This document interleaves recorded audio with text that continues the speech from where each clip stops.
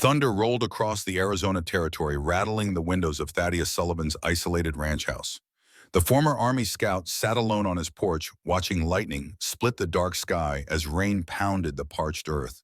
A half-empty bottle of whiskey kept him company, as it had most nights, since he'd come to this desolate place 5 miles outside Tombstone. The year was 1884, and America was moving forward, healing the wounds of a war that had torn it apart 2 decades earlier. But for Thaddeus, time had stopped the day he received the telegram informing him that fever had taken his wife Catherine and their son James while he was hunting deserters for the government. The man who returned from that mission was but a shadow, a ghost seeking solitude in the vast emptiness of the western frontier. A flash of lightning illuminated the small hill behind his ranch where two wooden crosses stood sentinel. Though their bodies lay in a cemetery back east, Thaddeus had erected the markers so he'd have somewhere to speak to them, somewhere to beg forgiveness for not being there when they needed him most. He raised the bottle in a silent toast to the storm. "Looks like a bad one tonight," he murmured, his voice rough from disuse. At 45, Thaddeus Sullivan was still a formidable figure, tall and lean, with eyes the pale blue of a winter ski and hair once dark now threaded with silver.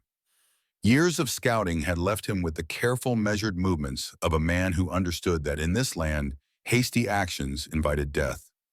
The sound reached him between thunderclaps, the distinctive clatter of wagon wheels struggling through mud, approaching his property. Visitors were rare enough in fair weather. In a storm like this, they were unheard of. Thaddeus set down his bottle and reached for the Winchester rifle that was never far from his side. Rising to his feet, he squinted through the downpour, making out the shape of a small wagon drawn by a weary mule. The vehicle stopped near his fence line, but no driver was visible. His instincts, honed by years of tracking men behind enemy lines, whispered warning. Something wasn't right. Moving with the silent efficiency that had once made him the Army's most valued scout, Thaddeus descended the porch steps, rifle ready, but not raised. The rain soaked through his shirt as he approached the wagon, circling wide to maintain distance and advantage. 20 yards out, he paused. No tracks led away from the wagon. Just the mule, the wagon, and something in the back covered by canvas. The smell reached him before he got closer, blood and something worse, the distinctive scent of human suffering. A note had been tucked into the rope securing the canvas. The rain had smeared the ink, but the message remained legible. Debt paid in full. Thaddeus pulled back the covering, the rough material scraping against his calloused fingers. Beneath lay a woman curled on her side wrists, bound with rope. Her dress was torn, exposing a back crossed with wounds both fresh and healing. In the flash of lightning, he could make out something that made his blood run cold, a brand between her shoulder blades. The word sin had been burned into her flesh. For a moment, Thaddeus stood frozen, a floodgate of memories threatening to drown him. Villages burning, women screaming, orders he'd followed because a uniform meant leaving your conscience at the door. The woman stirred, eyelids fluttering. She looked at him through a haze of pain, her cracked lips parting. "You paid for me," she whispered, her voice like sandpaper. "Now finish it." Thaddeus didn't speak, didn't ask questions. He simply stood there, staring as the rain fell harder around them. Because the truth is, some men fight wars and think they've seen hell. But hell isn't a battlefield. Hell is a human being dropped at your door, carved up and left to rot while somebody out there thinks they've done you a favor. Thaddeus carried the woman into his house, ignoring the blood that seeped into his shirt. He laid her gently on the bed in his spare room, a space that hadn't seen a visitor in years. The sheets were clean but smelled of dust and disuse. He worked methodically, cutting away the ropes at her wrists, cleaning her wounds with whiskey and water. The woman drifted in and out of consciousness, occasionally whimpering, but never fully waking. Her skin burned with fever. As he tended to her back, he studied the brand more closely. Sin. A simple word for such deliberate cruelty. The burn was fresh, maybe a day old, the skin around it angry and inflamed. In the war, he'd seen men branded as deserters. During his time as a government operative afterward, he'd seen worse done to men and women alike. But there was something personal about this, something that spoke of hatred beyond mere punishment. Thaddeus had no illusions about healing. He could clean wounds, stitch cuts, set bones, skills learned on battlefields and in wilderness camps. But healing the kind of wounds this woman carried would take more than whiskey and bandages. Still, he worked through the morning and into the afternoon, applying salve to her back, wrapping clean strips of cloth around her torso, coaxing water between her lips when she seemed aware enough to swallow. By sunset, he had done all he could. The woman slept, her breathing shallow but steady. Thaddeus sat in a chair by the window, rifle across his knees, watching the road that led to his ranch. Someone had brought her here specifically. Debt paid in full, the note had said. But Thaddeus owed no debts he knew of, and certainly none that would be paid with a half-dead woman. As darkness fell, he lit a single lamp, keeping it low. Years of scouting had taught him the value of darkness, how it could conceal and protect. The lamp cast just enough light for him to see the woman's face. In repose and with the dirt and blood washed away, he could see she had once been beautiful. Perhaps still was beneath the bruising and exhaustion. Her hair, cleaned of blood and dirt, was a rich chestnut brown. Her features were refined, not the weathered look of frontier women, but something gentler, suggesting education and breeding. Thaddeus didn't know her story, but he knew enough of the world to guess at parts of it. Tombstone might put on airs of civilization these days, 3 years after the famous gunfight at the OK Corral had supposedly tamed the town, but underneath the veneer of law and order, the same predators still hunted. Only now they wore suits and carried ledgers instead of six-shooters. The woman stirred, murmuring something unintelligible. Her eyes opened briefly, unfocused, searching the room. "Sarah," she whispered, "my little girl." Then she was gone again, pulled back into unconsciousness. Thaddeus remained in the chair all night, watching, waiting. Dawn found him still there, eyes red-rimmed but alert. He rose stiffly, muscles protesting the night in the hard chair. Outside, he checked his horses, fed the mule that had pulled the wagon, then climbed the small rise behind his house. From there, he could see for miles in every direction. And there, just at the edge of his vision, he spotted it, a glint of light reflecting off glass. Someone watching through a spyglass or binoculars. The figure was too distant to make out clearly, but Thaddeus had no doubt they were watching his ranch. The game, whatever it was, had begun. And Thaddeus Sullivan had been pulled into it without his consent. For 3 days, the woman drifted in and out of consciousness. Thaddeus changed her bandages, spooned broth into her mouth when she could swallow, and kept watch. The distant observer appeared each morning, watching for an hour before disappearing. Thaddeus considered riding out to confront them, but couldn't leave his patient unattended. On the 4th morning, Thaddeus returned from feeding the horses to find the woman sitting up in bed, eyes clear for the first time. She flinched when he entered, pressing herself against the headboard. "You're safe," he said, keeping his distance, his voice rusty from disuse. "No one's going to hurt you here." She studied him, eyes moving from his weathered face to his calloused hands, then to the rifle he'd propped by the door. "Where am I?" Her voice was stronger now, though still ragged. "My ranch 5 miles west of Tombstone." Thaddeus pulled the chair farther from the bed before sitting, giving her space. "You were left in a wagon at my fence line 4 days ago." Understanding dawned in her eyes, followed by a flash of something, calculation perhaps. "You didn't send for me." Thaddeus shook his head. "No, note said debt paid in full, but I don't know what debt." She looked down at her hands, now free of rope but still marked with angry red welts. "My name is Rebecca Morgan. I used to be a school teacher in Tombstone." She raised her eyes to his. "And you're Thaddeus Sullivan, former Army scout, served under General Sherman." Thaddeus stiffened. "How do you know that?" "Everyone in Tombstone knows about the reclusive ex-soldier who trains horses and never comes to town." A ghost of a smile touched her lips. "But I know more because my husband, my late husband, was a newspaper man. He collected stories." "And what's your story, Mrs. Morgan?" Thaddeus kept his voice neutral, though suspicion had flared inside him. This was no random delivery. Rebecca's eyes darted to the window, then back to Thaddeus. "I was arrested 2 months ago. The charge was false, interfering with a county official. My husband had been investigating Judge Porter for corruption. After Thomas, my husband, was killed, I continued asking questions." Her voice faltered. "They took my daughter, Sarah. She's 7. I don't know where she is now." Thaddeus remained silent, waiting. "Judge Porter said I was to be made an example of. He sold me like property." Her hand unconsciously moved to her back where the brand lay hidden beneath bandages. "But I arranged it. I made sure I was sold to you." "Why me?" "Because you were a scout. Because you know how to fight. Because you've killed men before." Her eyes hardened. "And because I need someone who can help me find my daughter and stop Porter before he destroys more lives." Thaddeus stood abruptly, moving to the window. You've made a mistake. I'm not that man anymore. I don't fight other people's battles. This became your battle the moment they left me at your door, Rebecca said quietly.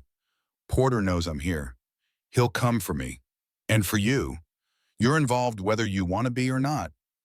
Thaddeus turned back to her, his expression grim. Then I'll deal with Porter if he comes here. But I'm not going to Tombstone and looking for trouble. Rebecca watched him for a long moment, then reached for the cup of water by the bed. As she did, her sleeve pulled back, revealing a small paper tucked into the lining of her dress. It slipped out, falling onto the blanket, a child's drawing of a woman and a girl holding hands with the words, I love you, Mama, written in uneven letters. Rebecca quickly tucked the drawing away, but not before Thaddeus had seen the naked pain in her eyes.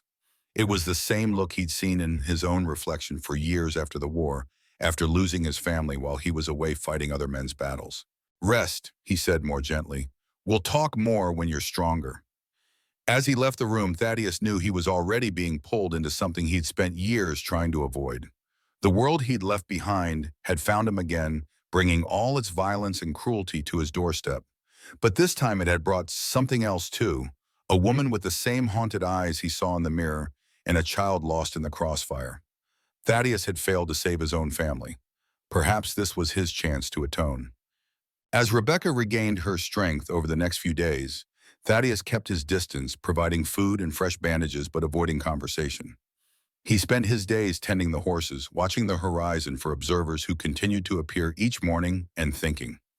At night, he sat on the porch, a bottle of whiskey, his only company.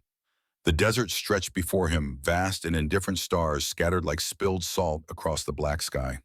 In the stillness, memories crept in, memories he had spent years trying to outrun. Villages burning along Sherman's march to the sea, the screams, the silent aftermath. Then later after the war, the government work tracking down deserters, Confederate officials, and hiding arms dealers. The blood on his hands had never quite washed off. On the sixth evening, Rebecca joined him on the porch.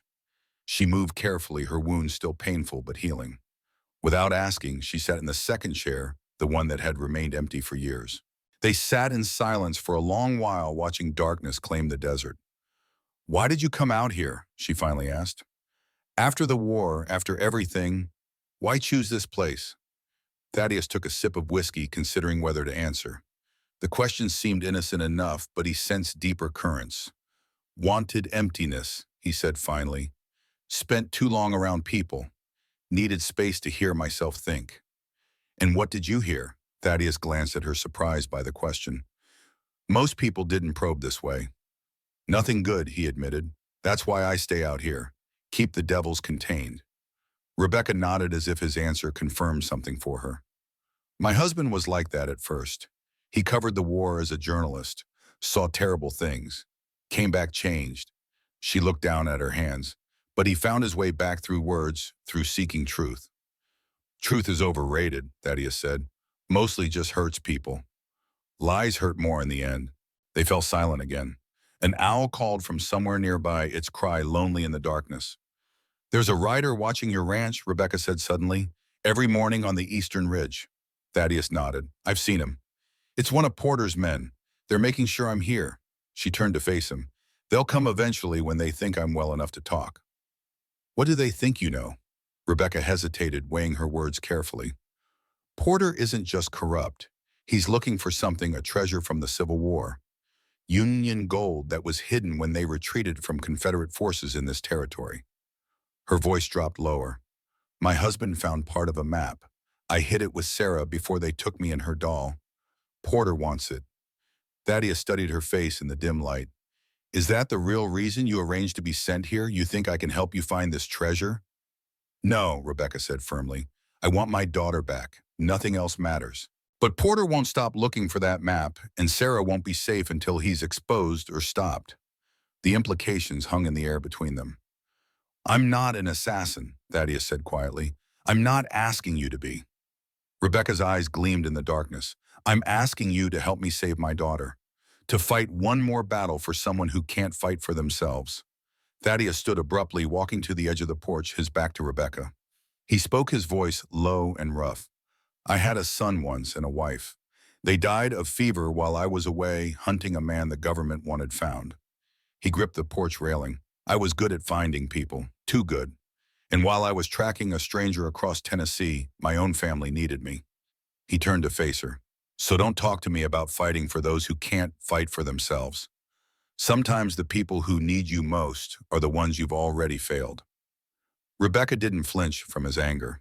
Then help me not fail my daughter. Thaddeus didn't answer. He picked up the whiskey bottle and walked into the darkness beyond the house. Rebecca watched him go, then reached into her dress lining and pulled out her daughter's drawing. In the faint light from the house, she traced her finger over the childish lines, a single tear trailing down her cheek. Thaddeus didn't return until dawn, his clothes damp with dew, his eyes bloodshot from a night without sleep. He found Rebecca in the kitchen attempting to prepare breakfast despite her injuries. Sit, he said gruffly. I'll do that. She obeyed, watching as he expertly cracked eggs into a pan-sliced bread and brewed coffee.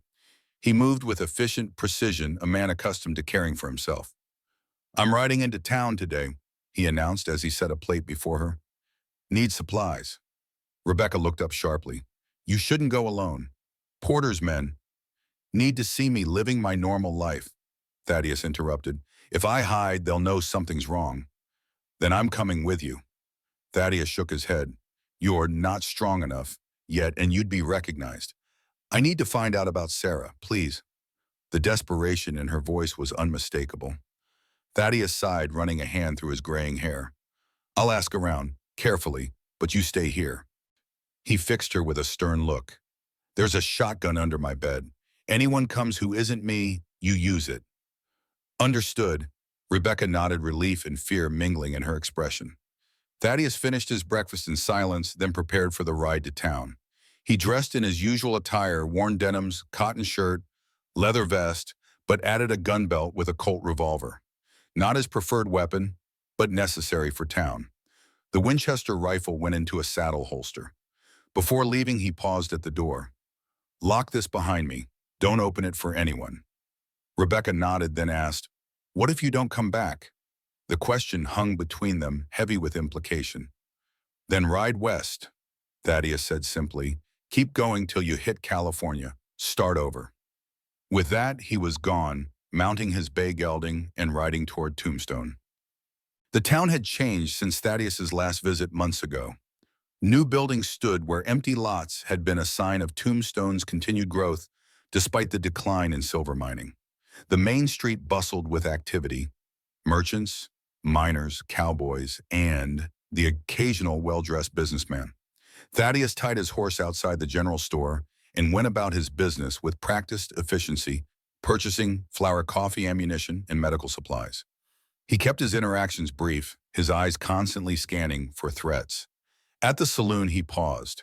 The Oriental was the center of Tombstone's information network, a place where gossip flowed as freely as whiskey. If he wanted news about Porter or Rebecca's daughter, this was where to start. The saloon was dim and smoky inside, sparsely populated in the early afternoon. Thaddeus ordered a whiskey and took it to a corner table back to the wall where he could observe the room. He didn't have to wait long. A stooped figure approached, moving with the careful gait of the elderly. Well, the hermit emerges from his cave. Thaddeus looked up into the rheumy eyes of Doc Holliday, once the most feared dentist and gambler in the territory, now a shadow of his former self. Tuberculosis had whittled him down, but his mind remained sharp. Doc, Thaddeus acknowledged with a nod, take a seat if you're going to. The old man eased himself into a chair, wheezing slightly. Must be something important to bring you to town.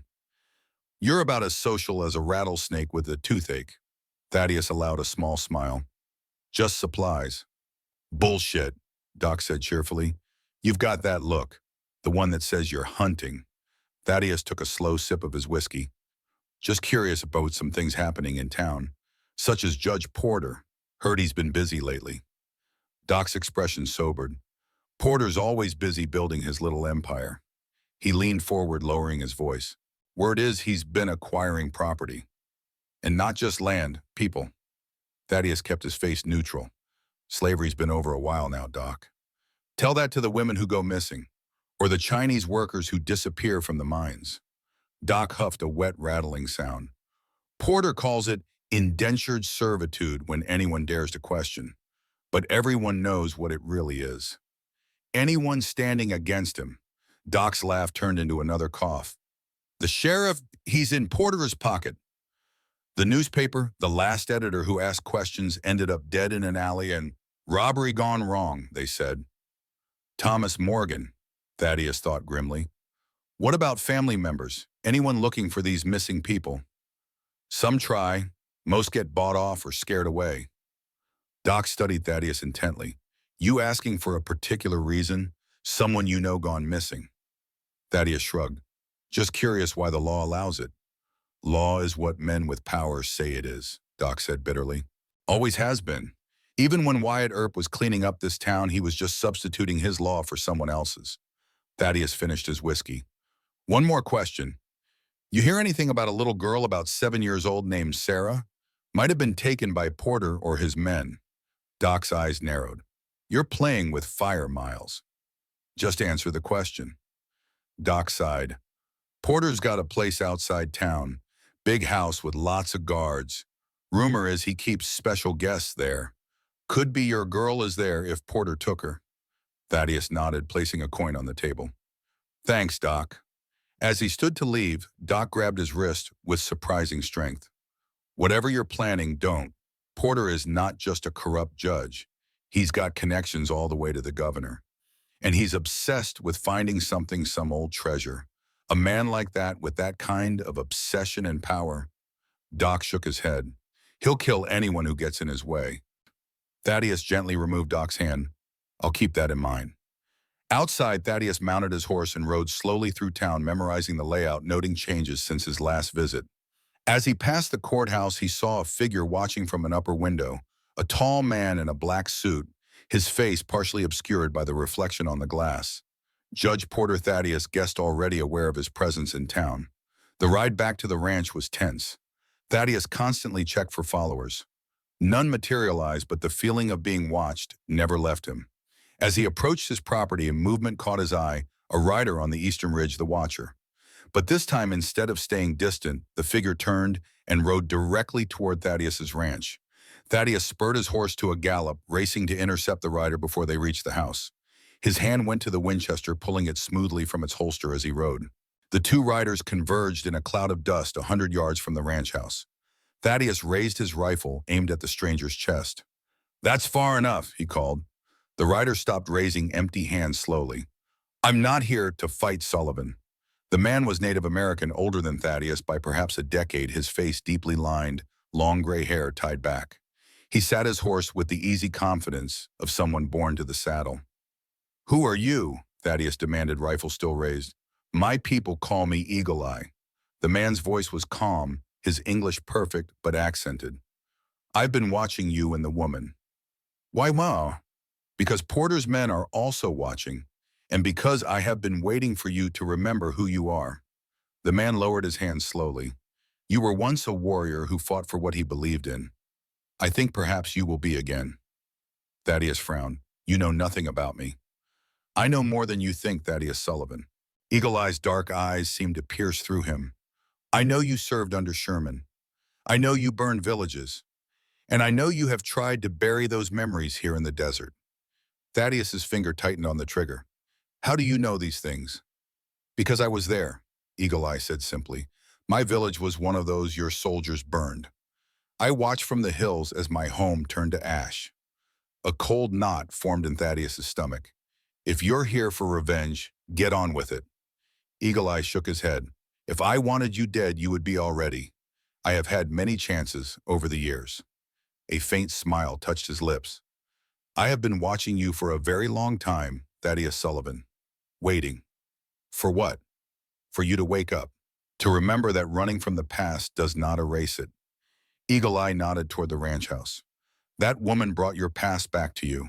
And now you must choose continue hiding or stand and fight.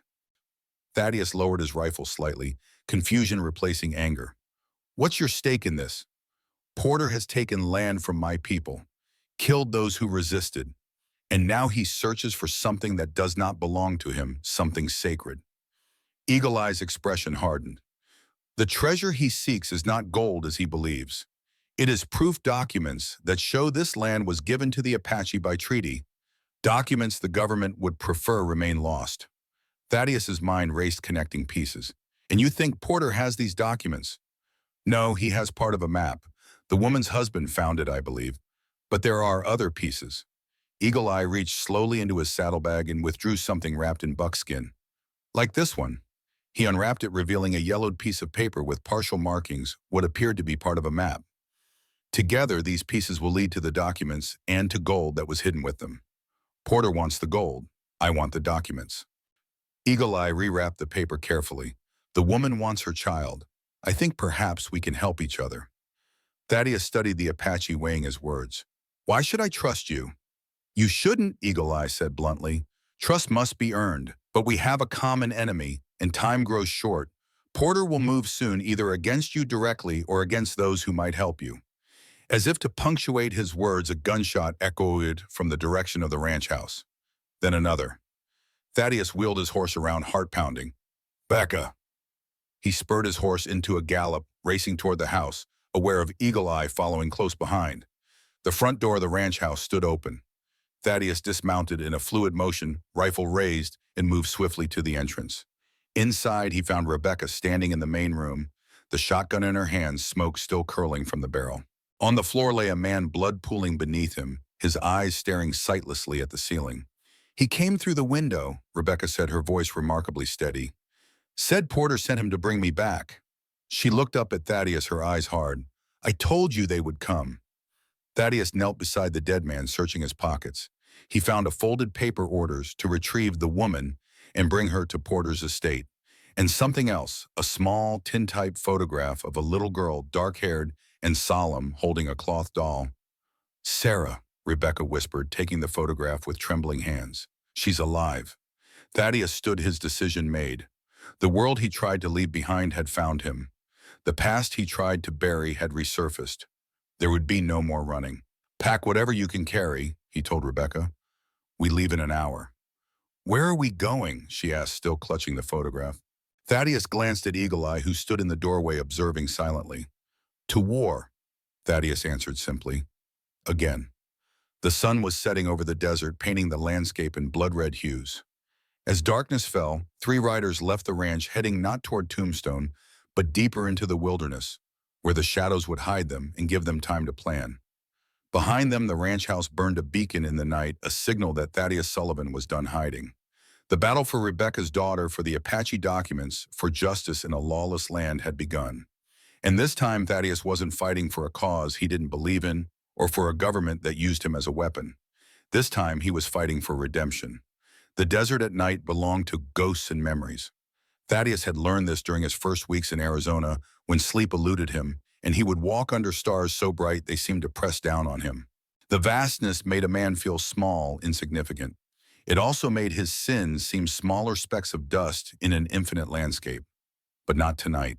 Tonight, the weight of the past rode with them, 3 silhouettes moving through darkness, following game trails and dry creek beds to avoid leaving tracks. The burning ranch behind them cast an orange glow on the horizon, visible for miles. A message to Porter: the game had changed. Thaddeus led the way, Rebecca rode in the middle, and Eagle Eye brought up the rear, his keen eyes constantly scanning for pursuit. They had been riding for hours, the horses tired but steady. Rebecca swayed slightly in the saddle, her wounds making the journey painful, but she hadn't complained once. Finally, as the eastern sky began to lighten, Thaddeus guided them into a narrow canyon. The walls rose steep on either side, providing shelter from both sun and watching eyes. We'll rest here, he announced, dismounting stiffly. Eagle Eye nodded approval. Good choice. Water nearby. He pointed to a small seep at the base of the canyon wall where moisture gathered in a shallow pool. They established camp with practiced efficiency, Thaddeus and Eagle Eye working in silent coordination that spoke of years spent in wilderness, Rebecca following their lead despite her exhaustion. No fire was lit. It was too dangerous. As the horses drank and grazed on sparse vegetation, the 3 travelers sat in the shadow of a boulder, sharing jerky and hardtack from Thaddeus's provisions. Porter will have men searching by now, Rebecca said, breaking the silence. They'll find the body at your ranch. That was the point, Thaddeus replied. Let them waste time searching there while we move in the other direction. And where exactly are we going? Thaddeus looked to the Apache, deferring the question. Eagle Eye pulled the buckskin-wrapped map fragment from his saddlebag. We need the other pieces of this map to find what Porter seeks. Your husband found one piece. Where is it now? Rebecca's hand unconsciously moved to the small pocket where she kept her daughter's drawing. With Sarah, hidden in her doll. But I don't know where Sarah is. Porter's estate, Thaddeus said. According to Doc Holliday, that's where he keeps special guests. It is heavily guarded, Eagle Eye added. Many men with guns, stone walls, like a fortress. Rebecca's face fell. Then how do we get to her? Thaddeus leaned forward, his voice low but determined. We don't attack directly. That's suicide. We need information first, then a plan. He turned to Eagle Eye. You said Porter is looking for documents proving Apache land rights. Why does he want them to destroy them? Yes, Eagle Eye said simply. The treaties give my people claim to land that holds silver, copper, and water. With the documents gone, there is no proof. The government can take what it wants. And the gold.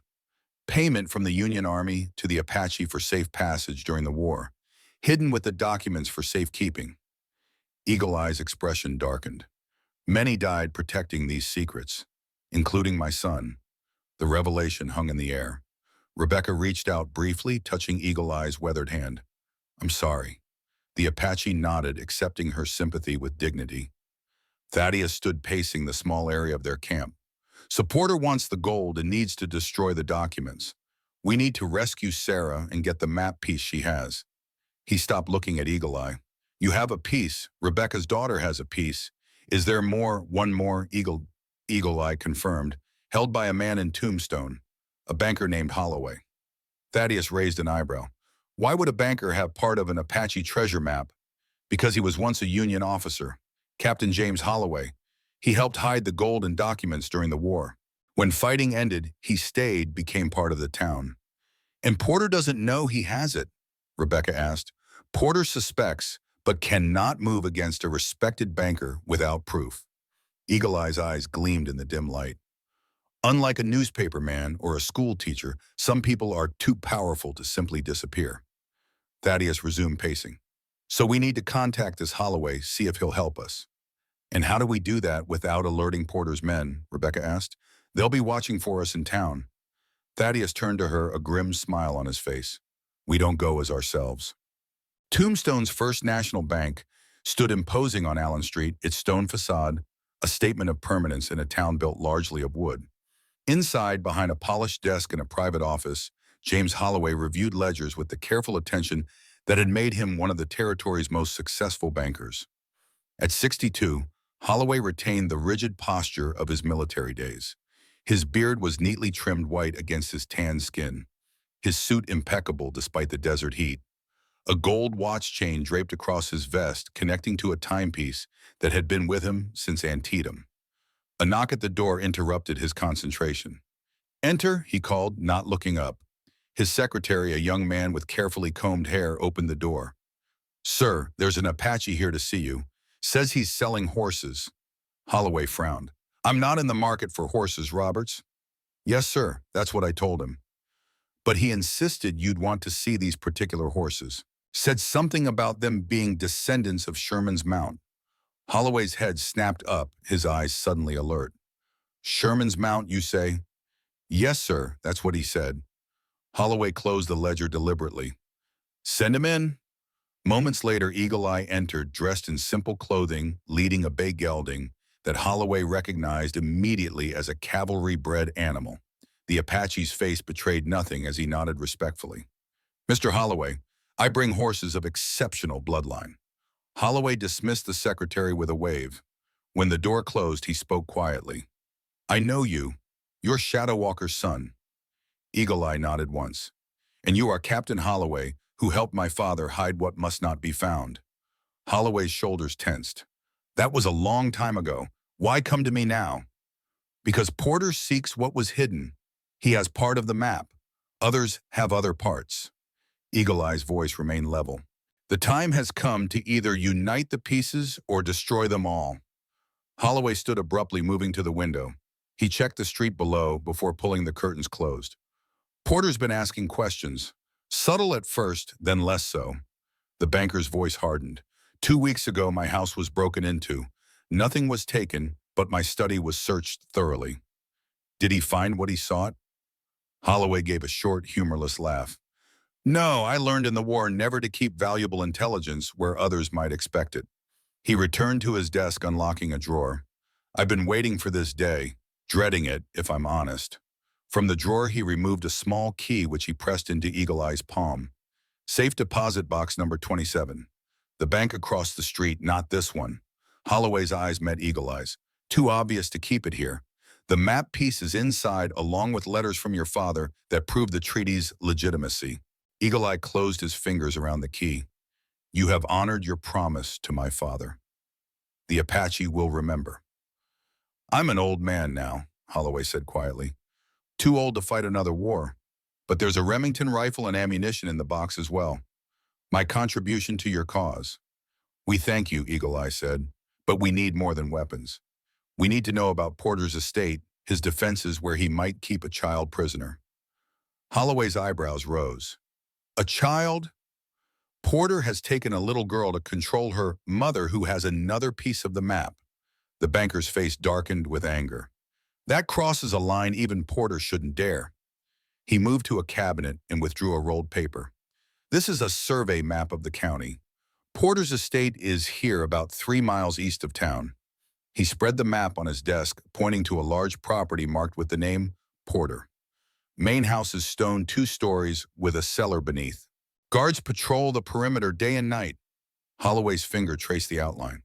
But there's a weakness. The water supply comes from this creek through pipes that enter the cellar. The intake is here, hidden in a stand of cottonwoods. A man could follow the pipe. And though it would be a tight fit, Eagle Eye studied the map, intently memorizing every detail. One more thing, Holloway said, lowering his voice further. Porter has a special guest arriving tomorrow. Some government man from back east. Rumors say he's coming about the Apache land dispute. Could be coincidence. There are no coincidences in war, Eagle Eye finished. When does this man arrive? Noon stage from Tucson. Eagle Eye nodded, committing this to memory as well. We are in your debt, Captain. Holloway shook his head. I made a promise to your father. The debt was mine. He hesitated, then added, if you need a place to stay somewhere safe, I have a line shack on my cattle property. No one goes there this time of year. He marked a spot on the map. Your generosity will not be forgotten, Eagle Eye said carefully, folding the map and tucking it away. As the Apache turned to leave, Holloway called after him softly. Tell whoever's with you, Porter is not just a corrupt judge. There's something wrong with the man. Something broken. He enjoys causing pain. Be careful. Eagle Eye nodded once more, then slipped out the door, leading the horse. Just another Native American doing business in town. Outside, he passed a woman in a simple dress and bonnet, her face partially obscured, carrying a basket of eggs. Rebecca in disguise, on her way to gather information in the town market.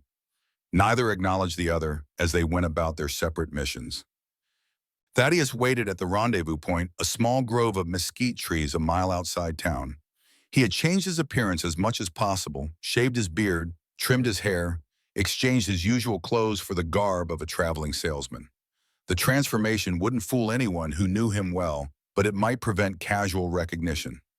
As he waited, he cleaned his rifle methodically, the familiar routine calming his mind. The weapon was more than a tool to him. It was an extension of himself, a reminder of skills he had hoped never to use again. Movement caught his eye, Rebecca approaching on foot, her basket now full of supplies along with the eggs. She moved with purpose, though he could see the strain of her injuries in the stiffness of her gait. Any trouble? He asked as she reached him. She shook her head. No one looked twice at me, just another woman shopping. She set down the basket, revealing bread, cheese, and a bottle of whiskey beneath the eggs. I overheard things in the market, people talking about a fire at a ranch west of town, and about Judge Porter offering a reward for information about a woman matching my description. Thaddeus nodded grimly. Expected as much. What about Sarah? Any word? Rebecca's composure faltered slightly.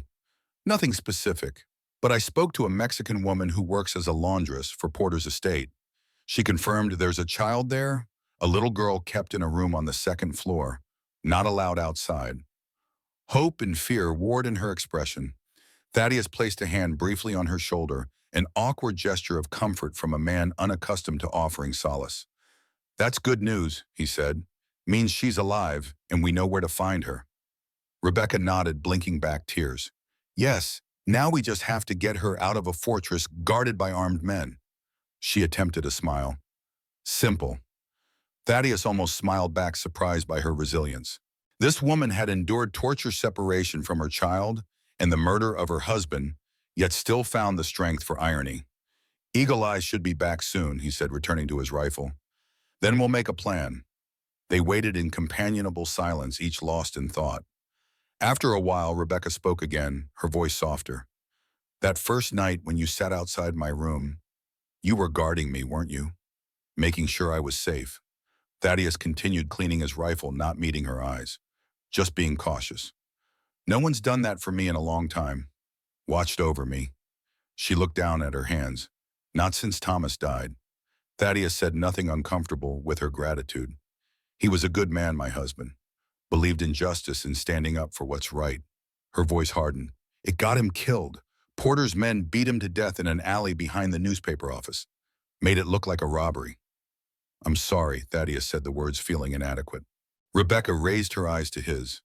When they brought me to Porter after Thomas died, I thought he'd have me killed too. Instead, Her hand moved unconsciously to her back where the brand lay hidden. He said he was marking me so I'd remember my place. Thaddeus's hand stilled on the rifle. We'll make him pay for that. It's not about vengeance, Rebecca said, though her eyes told a different story. It's about Sarah, about making sure she has a future. Before Thaddeus could respond, Eagle Eye appeared silently from among the trees, leading his horse. Success, Thaddeus asked, standing. The Apache nodded, producing the key and the folded map. Holloway has kept his word. The map piece is in a bank vault, and he provided information about Porter's estate.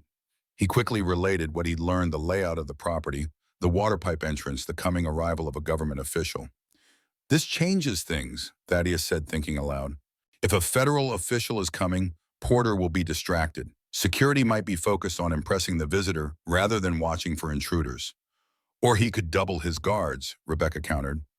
Holloway offered us shelter, Eagle Eye said, a line shack on his property. We can rest there, make proper plans. Thaddeus nodded. Good. We'll retrieve the map piece from the bank, then head to the shack. After dark, I'll scout Porter's estate, see these water pipes for myself. As they prepared to move out, Rebecca suddenly froze, her gaze fixed on something in the distance. Riders, she whispered, coming this way. Thaddeus immediately dropped to one knee, rifle ready, scanning the horizon. 3 horsemen approached from the direction of Tombstone, moving at a steady trot. Porter's men, Rebecca asked, fear edging her voice. Eagle Eye shook his head. Sheriff and deputies. Regular patrol, perhaps. Or looking for us, Thaddeus said grimly. Mount up, casual pace. Act like we belong here. They rode out from the shelter of the trees, angling away from the approaching lawmen, but not so sharply as to appear suspicious. Thaddeus tipped his hat as the distance between the groups narrowed, adopting the easy manner of a traveling man. The sheriff slowed his horse, studying them with narrowed eyes. A heavy-set man with a drooping mustache, he wore his authority like an ill-fitting coat, uncomfortable but determined to make it work. Afternoon, he called. You folks heading to Tombstone? Just leaving, actually, Thaddeus replied amicably. Got business in Bisbee. The sheriff's gaze lingered on Rebecca, whose face remained partially hidden by her bonnet. The lady with you, my sister, Thaddeus lied smoothly. Coming to help with my children after my wife's passing. The sheriff seemed to consider this, then nodded. Sorry for your loss. His eyes shifted to Eagle Eye. He with you too. Guide and tracker, Thaddeus said. Not familiar with this territory myself. One of the deputies leaned toward the sheriff, whispering something. The sheriff frowned, then addressed Thaddeus again. Mind if I ask your name, mister? Thaddeus felt tension coil in his stomach, but kept his expression neutral. Samuel Parker, Cincinnati originally. Mr. Parker, we're looking for some folks who might have passed this way. A woman injured and 2 men, 1 white, 1 Indian. The sheriff's hand rested casually near his holster. You seen anyone like that? Thaddeus shook his head. Can't say we have. Road's been quiet. He gestured vaguely westward. Saw some smoke yesterday, though. Looked like a fire some ways out. The sheriff nodded. Ranch fire, suspicious circumstances. He studied Thaddeus a moment longer, then apparently decided they weren't worth further questioning. Well, safe travels to Bisbee, Mr. Parker. Appreciate it, Sheriff. The lawman rode on toward Tombstone, and Thaddeus released a breath he hadn't realized he was holding. That was too close, Rebecca murmured when the riders were out of earshot. It's going to get closer, Thaddeus replied. Let's move. Bank first, then the line shack. The safe deposit box contained exactly what Holloway had promised, a map fragment on aged parchment letters written in Apache and English, detailing the treaties and a Remington rifle with ammunition. Eagle Eye examined the map piece with reverence, carefully placing it with the fragment he already possessed. 2 pieces of 3, he said, almost complete. They reached the line shack as dusk was settling over the desert. The small structure was basic but solid, a single room with a stone fireplace, rough-hewn furniture, and shelves stocked with basic provisions. Rebecca immediately set about making the place habitable, her teacher's instinct for order asserting itself. Eagle Eye tended the horses, while Thaddeus inventoried their weapons and supplies. As night fell, they shared a simple meal of beans, jerky, and coffee. The domestic normality of it felt strange to Thaddeus, who had grown accustomed to solitary evenings. Stranger still was how comfortable it felt despite the circumstances. After eating, Eagle Eye spread the combined map fragments on the table. Even incomplete, a picture was emerging, landmarks, directions, and what appeared to be the location of a cave in a distinctive rock formation. The third piece would show the exact location, Eagle Eye explained. Without it, we could search for months and never find the entrance. Thaddeus studied the map thoughtfully. Porter doesn't have the other pieces. He doesn't know we've combined these two. That gives us an advantage. Only if we can get Sarah out, Rebecca said firmly. That's the priority. Thaddeus nodded. Agreed, I'll scout the estate tonight. Assess the water pipe entry Holloway mentioned. I should come with you, Eagle Eye said. Thaddeus shook his head. Too risky for both of us to go. If I'm caught, you and Rebecca will need to find another way. He began checking his weapons, a knife, his revolver, and a smaller derringer that could be hidden in his boot.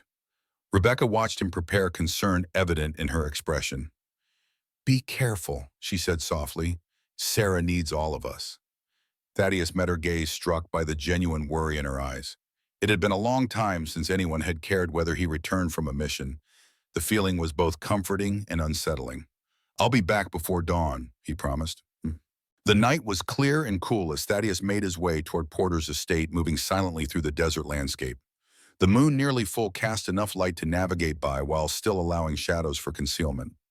Porter's estate came into view shortly before midnight, a sprawling property surrounded by a high stone wall.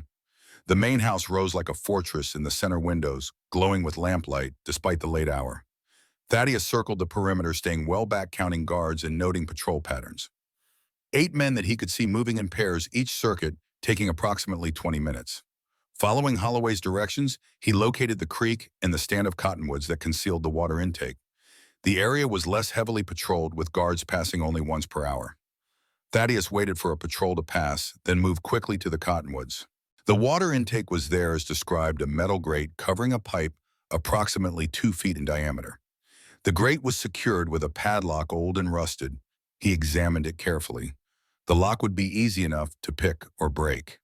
The pipe itself was large enough for a man to crawl through, though it would be a tight fit. Water flowed through the bottom about 6 inches deep, enough to make the journey uncomfortable but not impossible. Thaddeus traced the pipe's path with his eyes. It disappeared into the ground, presumably running underground to the house's cellar. A viable entry point, just as Holloway had suggested. As he prepared to withdraw, voices reached him, guards approaching. Thaddeus pressed himself against the trunk of a cottonwood, becoming one with the shadows. New girl's a pretty one guard was saying. Porter's got her all cleaned up for the government man's visit. Lucky bastard, the second guard replied. We risk our necks out here, and he gets all the comforts. Speaking of comfort, I heard the little girl's been asking for her mother again. Crying at night. Porter should just get rid of her. Too much trouble. Nah, he needs her. Says the mother will come for her eventually. Then he'll have them both. The first guard laughed. And the map piece, don't forget that. Porter's obsessed with finding that treasure. You believe it exists? Don't know, don't care. Long as Porter keeps paying, I'll help him chase ghosts. Their voices faded as they moved past the cottonwoods, continuing their patrol. Thaddeus remained motionless until he was certain they were gone, then silently made his way back into the desert. His mind worked as he traveled, processing what he'd learned. The water pipe was viable. Sarah was definitely in the house. And Porter was expecting Rebecca to come for her daughter had set a trap. But Porter didn't know about Eagle Eye or about Thaddeus himself.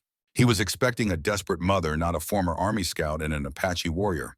That misplaced confidence would be his weakness. Dawn was breaking as Thaddeus returned to the line shack. He found Rebecca awake, sitting by the window, a cup of coffee cooling before her. Relief washed over her face when she saw him. "You're back," she said simply. "Told you I would be." Thaddeus accepted the cup of coffee she offered, their fingers brushing briefly in the exchange. "Where's Eagle Eye?" "Hunting. Said we needed fresh meat." Rebecca studied his face. "What did you find?" Thaddeus related his discoveries, the layout, the guards, the water pipe entrance, and the conversation he'd overheard. "Sarah's there," he confirmed, "alive and well enough to be asking for you." Rebecca closed her eyes briefly, composing herself. "And Porter's using her as bait, waiting for me." "Yes, but he's not expecting us to come in from below." Thaddeus outlined his plan, using the water pipe to enter the cellar, then finding Sarah and extracting her during the government official's visit when attention would be diverted. Rebecca listened intently, asking occasional questions. When he finished, she was silent for a long moment. "It could work," she finally said, "but it's incredibly dangerous." "No more dangerous than leaving Sarah there," Thaddeus pointed out. "Porter knows you have a map piece. Eventually he'll decide Sarah isn't enough leverage and come looking for you directly." Rebecca nodded, her resolve visibly strengthening. "When do we move?" "Tomorrow, when the government man arrives." Thaddeus drained his coffee cup. "We'll need supplies, rope, dark clothing, weapons. You can conceal." "I can shoot," Rebecca said, anticipating his next question. "Thomas taught me after he started receiving threats." Thaddeus nodded, unsurprised. "Good. You'll need to." Eagle Eye returned shortly after, bringing 2 rabbits he'd snared. As he prepared them for cooking, Thaddeus outlined the plan.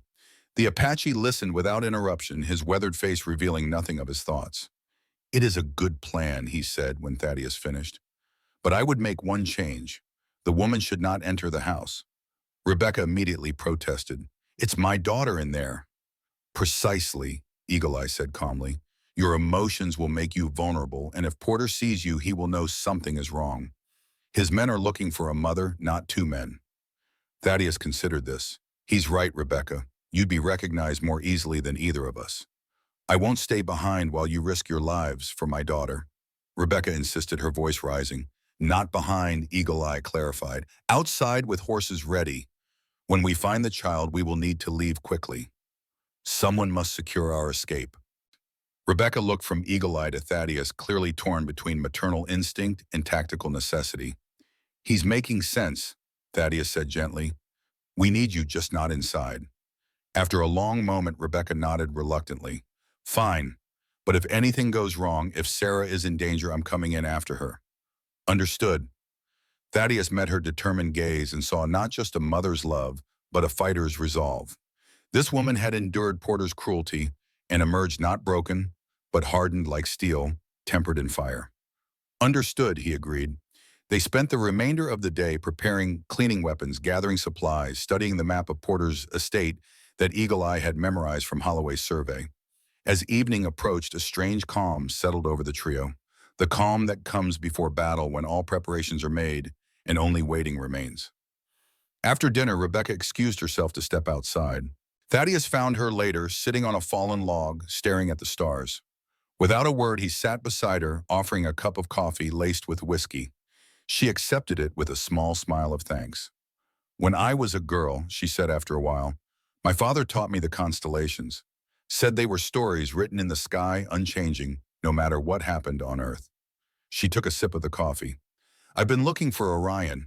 That was Sarah's favorite, but it's the wrong season." Thaddeus looked up at the vast canopy of stars. "I never learned their names. Just use them for navigation." "Always practical," Rebecca observed, a hint of teasing in her voice.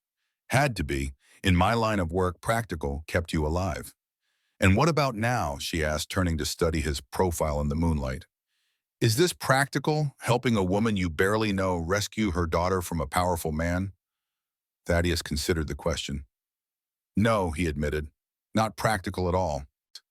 Then why? The question hung between them, simple yet profound. Thaddeus took a long drink of his coffee, weighing his words. "Because sometimes practical isn't right," he finally said. "And because I've spent too long hiding from what I've done. Maybe it's time to do something worth doing." Rebecca's hand found his in the darkness, her fingers cool against his skin. "Thank you," she whispered, "for being impractical." Thaddeus didn't pull away, allowing the contact, the human connection he'd denied himself for so long. They sat in companionable silence, watching the stars wheel overhead, each lost in thoughts of the day to come. Inside the shack, Eagle Eye observed them through the window, a knowing expression crossing his face. Then he turned away, giving them their privacy, and continued preparing for battle. Tomorrow they would confront Porter. Tomorrow they would attempt to rescue Sarah. Tomorrow the past and present would collide in ways none of them could fully predict. But tonight, for this brief moment, there was peace in the desert, a fragile, fleeting peace that Thaddeus hadn't known in years. The government man arrived precisely at noon as scheduled. The stagecoach rolled into Tombstone in a cloud of dust, drawing the attention of townspeople and Porter's men alike. From their vantage point on a hill overlooking the town, Thaddeus, Rebecca, and Eagle Eye watched through a spyglass as a tall figure in an Eastern suit descended from the coach, greeted by Judge Porter himself. "Right on time," Thaddeus murmured. "Porter's occupied. Now we move." They had spent the morning positioning themselves, establishing a camp in a dry wash half a mile from Porter's estate. The horses were hidden in a stand of scrub oak, saddled and ready for a quick departure. Rebecca, dressed in dark clothing with a bandana ready to cover her face, would wait with the mounts, while Thaddeus and Eagle Eye infiltrated the estate. "Remember," Thaddeus told her as they prepared to part ways, "if we're not back by sunset, take the horses and ride for Tucson. Find the federal marshal there. Tell him everything." Rebecca shook her head firmly. "I'm not leaving without Sarah." "You might have to," Thaddeus said, his voice gentle but insistent. "Sarah needs her mother alive, not captured or killed in a rescue attempt." Rebecca looked as though she wanted to argue further, but instead pulled something from her pocket, the small drawing her daughter had made. "Give this to her," she said, pressing it into Thaddeus's hand. "So she knows I'm here, that I came for her." Thaddeus nodded carefully, tucking the drawing into his shirt pocket. "We'll bring her back. I promise." The sincerity in his voice surprised even him. Thaddeus Sullivan, who had spent years avoiding promises he couldn't keep, now made one that mattered more than any before. Eagle Eye approached, carrying the Remington rifle Holloway had provided. "It is time," he said simply. With a final nod to Rebecca, the two men departed, making their way toward the water intake pipe Thaddeus had located the night before. They moved silently, using the terrain for cover, avoiding the patrol routes Thaddeus had memorized. Reaching the cottonwoods without incident, they found the water pipe as Thaddeus had described. Eagle Eye produced a set of slim metal tools, lockpicks fashioned from horseshoe nails. "My father taught me," he explained at Thaddeus's questioning look, "said understanding white man's locks was important." The rusted padlock yielded quickly to Eagle Eye's skilled hands. They removed the grate, revealing the dark tunnel of the pipe stretching before them. "I'll go first," Thaddeus said, pulling the bandana up to cover his nose and mouth. "Wait for my signal before following." Eagle Eye nodded, taking up a position where he could watch for patrols while Thaddeus entered the pipe. The tunnel was even tighter than Thaddeus had anticipated, forcing him to crawl on his stomach through 6 inches of cold-flowing water. The darkness was absolute, the sound of his own breathing echoing metallically around him. He fought down a surge of claustrophobia, focusing on moving forward inch by inch. After what felt like an eternity, but was likely only minutes, the pipe began to slope upward. Eventually it terminated in another grate, this one secured from the inside. Thaddeus pressed against it experimentally. It moved slightly, but was held in place by some mechanism he couldn't see in the darkness. Withdrawing a small knife from his boot, Thaddeus worked it through the grate, feeling for a latch or lock. His fingers, numbed by the cold water, fumbled slightly before finding what he sought, a simple hook and eye securing the grate. With careful manipulation, he managed to lift the hook free. The grate swung open and Thaddeus emerged into a dim cellar, dripping water onto a stone floor. He quickly oriented himself, stone walls lined with shelves of provisions, a wooden staircase leading upward, a single lamp burning low on a far wall. No guards were visible. Thaddeus crossed to the staircase and listened intently. Hearing nothing, he returned to the pipe and gave a low whistle, the signal for Eagle Eye to follow. While waiting, Thaddeus took stock of his surroundings more thoroughly. The cellar was larger than he had expected, with several barrels of what smelled like whiskey crates of supplies and a locked cabinet that likely contained valuables. A second smaller staircase led to what appeared to be a separate exit, perhaps to the outside or to another part of the house. Eagle Eye emerged from the pipe with considerably more grace than Thaddeus had managed, seeming barely damp despite the water. He surveyed the cellar with sharp eyes, then pointed to the smaller staircase. "Servants' access," he whispered. "Less likely to be guarded." Thaddeus nodded agreement, and they moved silently toward the stairs. At the top, a simple wooden door stood closed but not locked. Thaddeus eased it open a crack, peering into what proved to be a kitchen. A Mexican woman worked alone, kneading dough on a large table, her back to the door. Thaddeus exchanged a glance with Eagle Eye, weighing their options. They needed information about Sarah's exact location, but revealing themselves risked exposure. The decision was made for them when the woman turned, catching sight of the partially open door. Her eyes widened in alarm.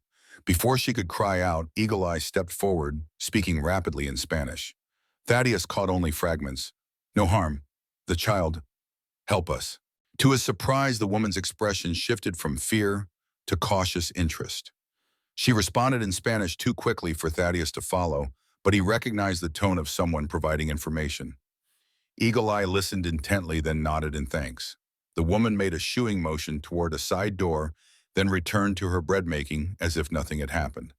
"The child is upstairs," Eagle Eye whispered as they slipped through the indicated door into a narrow hallway. Second floor east wing room with blue door. One guard. "The woman's helping us?" Thaddeus asked, surprised. "Porter took her son 2 months ago, sold him to work in mines." Eagle Eye's expression darkened. "She has been waiting for a chance at vengeance." They moved through the house with extreme caution, using service corridors where possible. Voices echoed from distant rooms, Porter entertaining his government guest servants, going about their duties. Twice they had to duck into empty rooms to avoid detection. Finally, they reached the east wing, climbing a back staircase to the second floor. The hallway stretched before them, doors on either side, one painted a distinctive blue halfway down the corridor. As Eagle Eye had warned, a guard stood outside, looking bored but alert. He was armed with a revolver, his posture suggesting a man prepared for a long, dull assignment. Thaddeus and Eagle Eye withdrew to confer. "Distraction," Eagle Eye suggested. Thaddeus considered, then shook his head. "Too risky. Might alert others." He withdrew the derringer from his boot.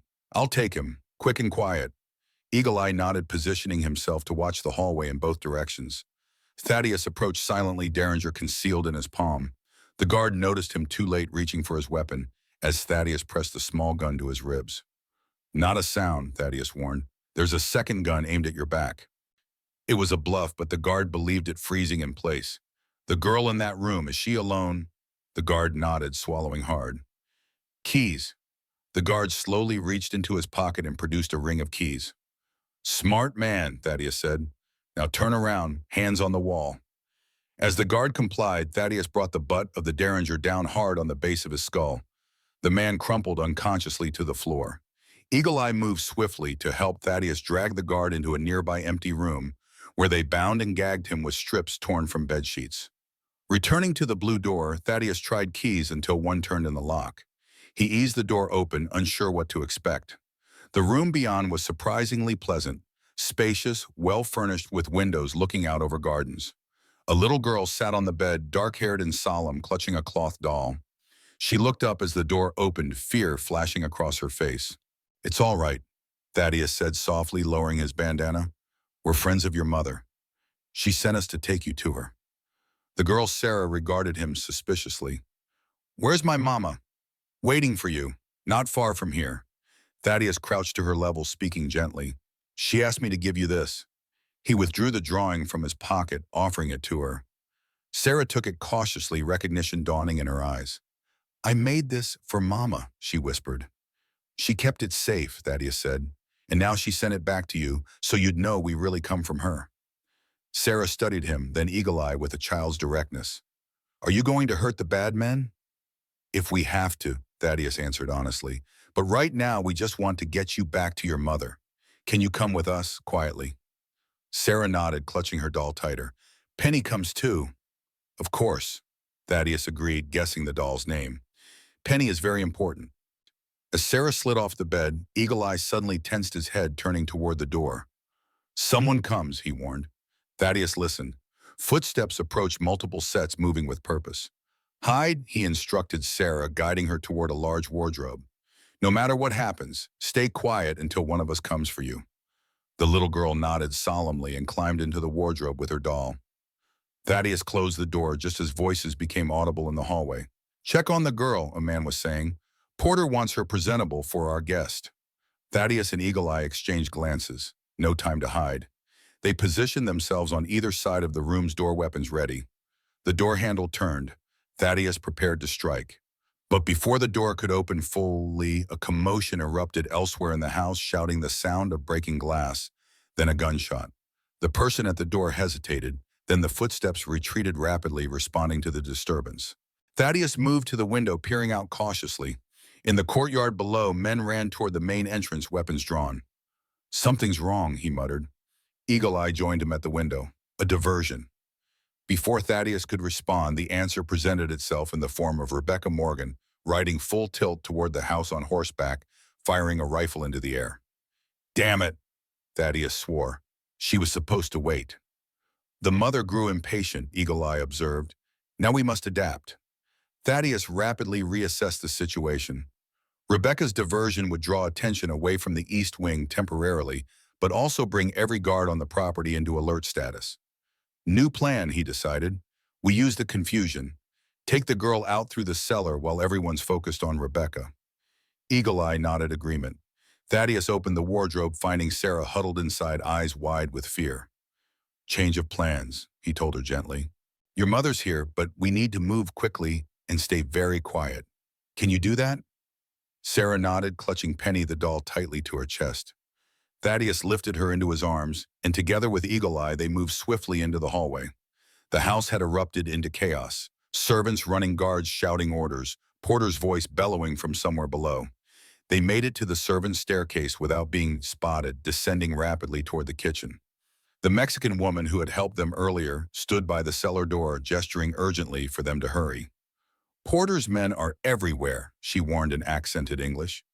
The woman outside, they are trying to capture her. Thaddeus felt a surge of fear for Rebecca, but forced himself to focus on the immediate task, getting Sarah to safety. Thank you, he told the woman.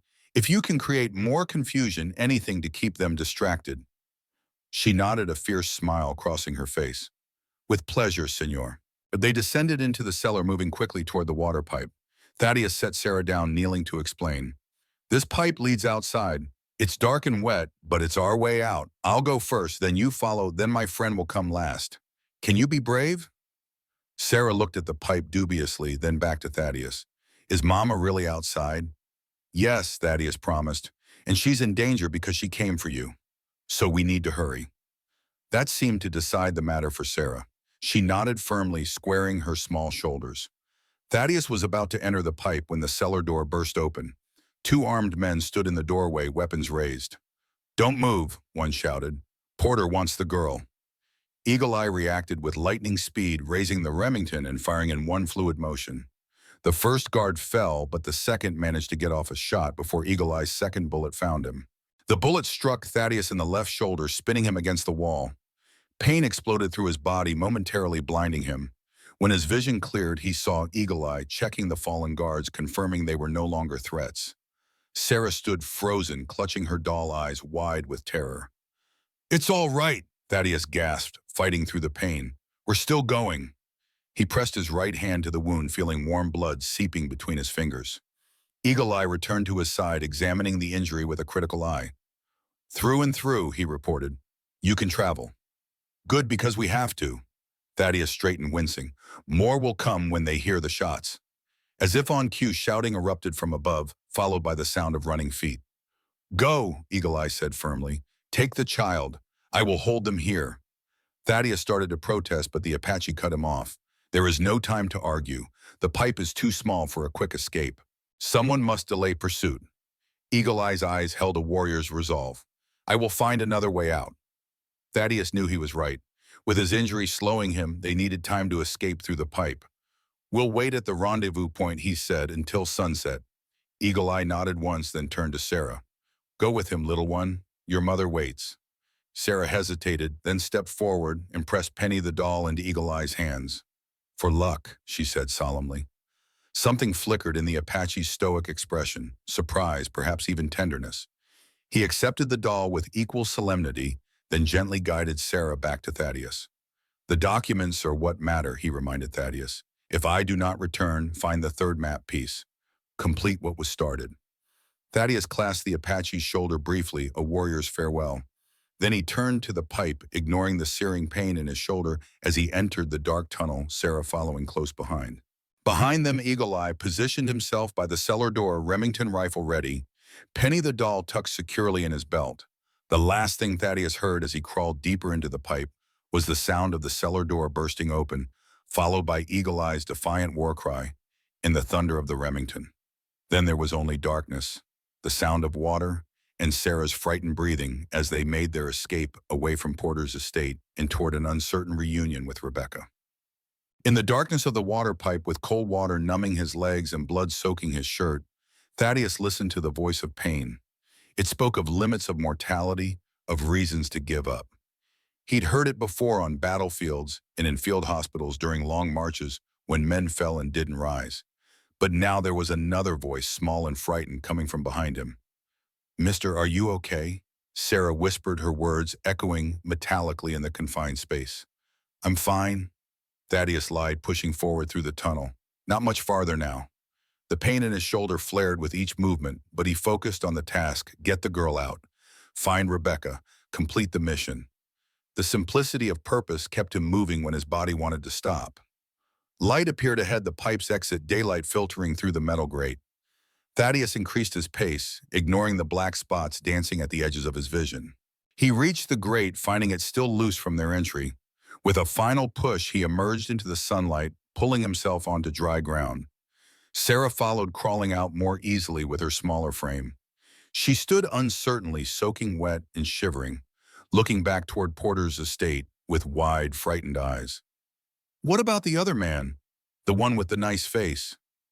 Thaddeus struggled to his feet, pressing his hand against his wounded shoulder.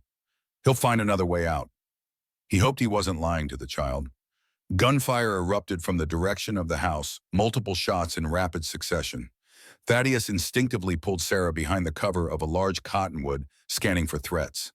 The commotion seemed centered on the main courtyard where Rebecca had created her diversion. Rebecca. The thought of her galvanized him. "We need to move," he told Sarah. "Stay close to me. Run when I run. Stop when I stop." "Can you do that?"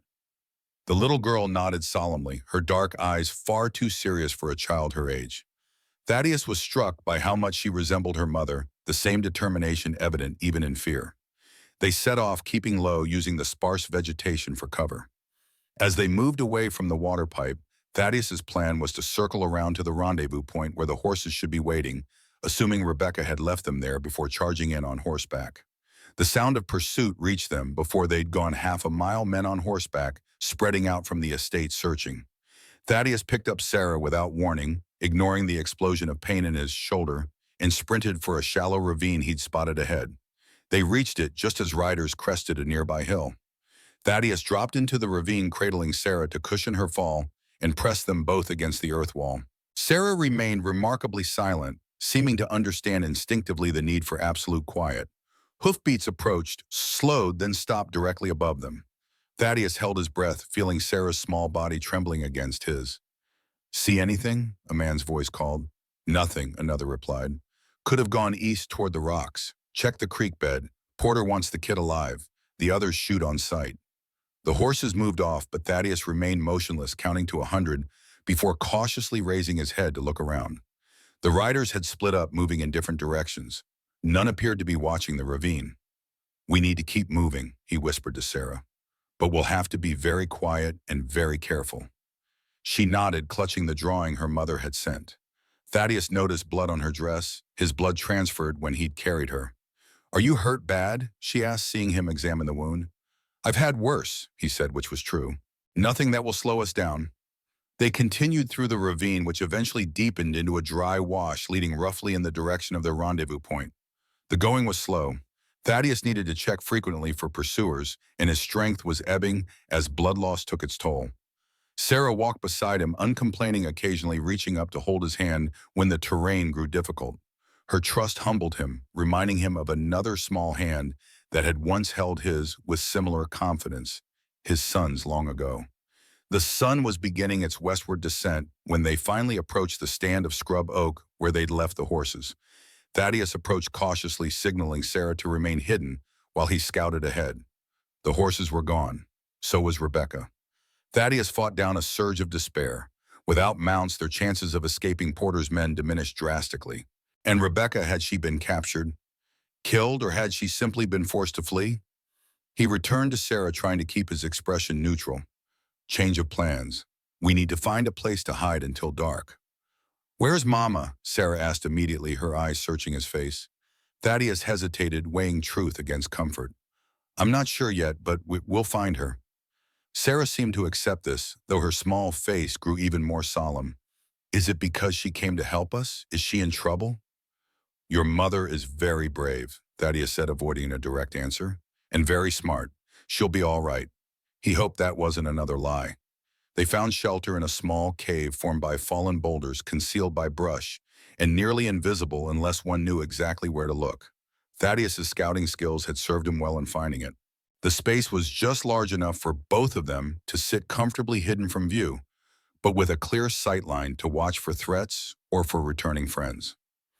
As they settled in to wait, Thaddeus tore strips from his shirt to fashion a crude bandage for his shoulder.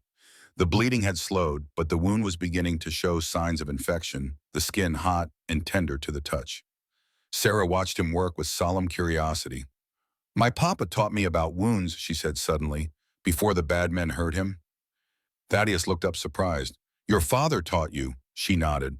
Papa was a newspaper man, but he knew doctor things too. He said everyone should. She studied Thaddeus's makeshift bandage with a critical eye. You need clean water and honey. That's what Papa always said for bad cuts. Your father was right, Thaddeus said, touched by her concern. We'll find those things when we can. Papa's in heaven now, Sarah continued matter-of-factly.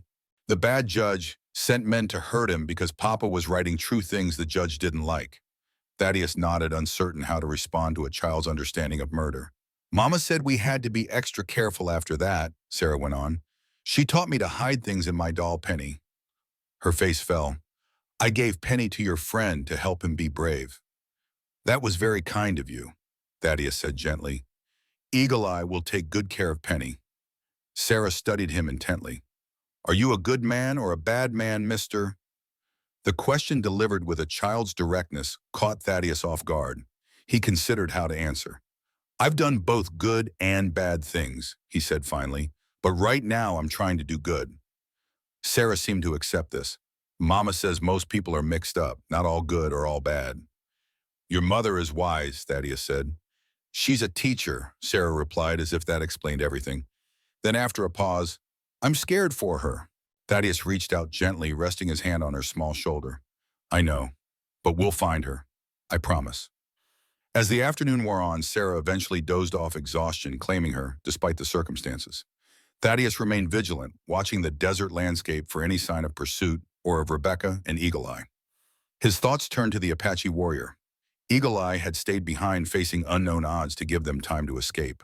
The sacrifice reminded Thaddeus of companions lost in war, men who'd given their lives for their brothers in arms.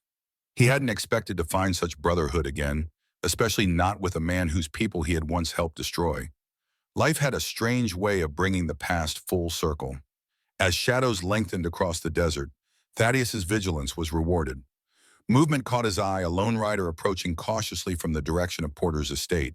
Thaddeus tensed, reaching for his revolver, then relaxed as he recognized the distinctive silhouette, Rebecca. She rode slowly, scanning the terrain, clearly searching for them. Thaddeus hesitated, wary of exposing their position in case she was being followed. He watched her for several minutes, confirming she was alone, before gently waking Sarah. Your mother's here, he whispered.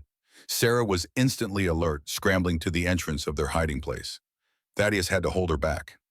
Wait, We need to be careful. He took a small mirror from his pocket, a scout's tool for signaling, and angled it to catch the setting sun, sending a brief flash of light in Rebecca's direction. She reined in her horse, immediately searching for the source. Thaddeus flashed the mirror again, then emerged cautiously from cover, keeping Sarah behind him until he was certain it was safe. Rebecca spotted him and spurred her horse forward. As she drew closer, Thaddeus could see she was injured, a bloodied bandage wrapped around her upper arm, her face scratched and dirt-streaked, but her eyes were alert and determined. "Thaddeus," she called, relief evident in her voice. "Thank God!" Then she saw Sarah peering out from behind him, and everything else was forgotten. Rebecca practically fell from the saddle in her haste to reach her daughter. Sarah broke free from Thaddeus's protective hand and ran to her mother, the two colliding in a desperate embrace. "Sarah, my baby, my girl," Rebecca sobbed, holding her daughter as if she might disappear. "Are you hurt? Did they hurt you?" "I'm okay, Mama," Sarah assured her, her small arms wrapped tightly around her mother's neck. "The nice man took care of me."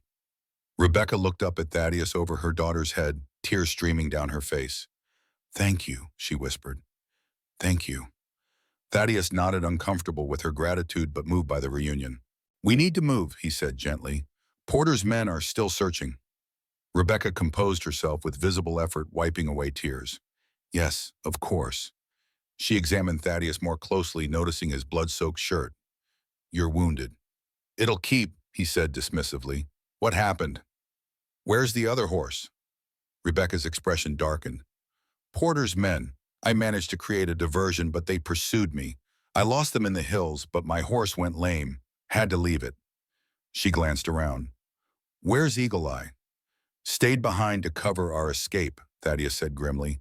"Said he'd meet us at the rendezvous." Rebecca's face fell. "Do you think he—" "I don't know," Thaddeus admitted, "but we can't wait here to find out. With only one horse, we'll have to double up. Head for Holloway's place in town. It's our best chance with the mom." Rebecca nodded, then looked down at Sarah. "Sweetheart, where's Penny? Where's your doll?"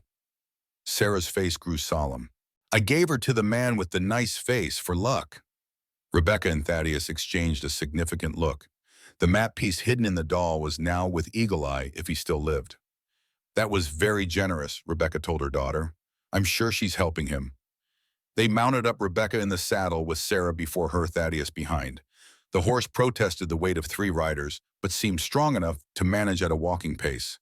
They set off toward Tombstone as twilight deepened into night, taking a circuitous route to avoid Porter's searching men. Thaddeus found himself fighting to stay conscious, the pain in his shoulder now a constant burning presence. The blood loss and exertion had taken their toll. Rebecca seemed to sense his struggle, occasionally reaching back to steady him when he swayed. "Not much farther," she murmured encouragingly. They reached the outskirts of Tombstone well after midnight, the town mostly dark and quiet. Only the saloon still showed lights, muted piano music, and occasional bursts of laughter drifting through the night air. Holloway's house stood on a quiet street lined with cottonwood trees, a substantial 2-story home befitting a successful banker. They approached from the rear, using alleys and back streets to avoid notice. In the small stable behind the house, they dismounted.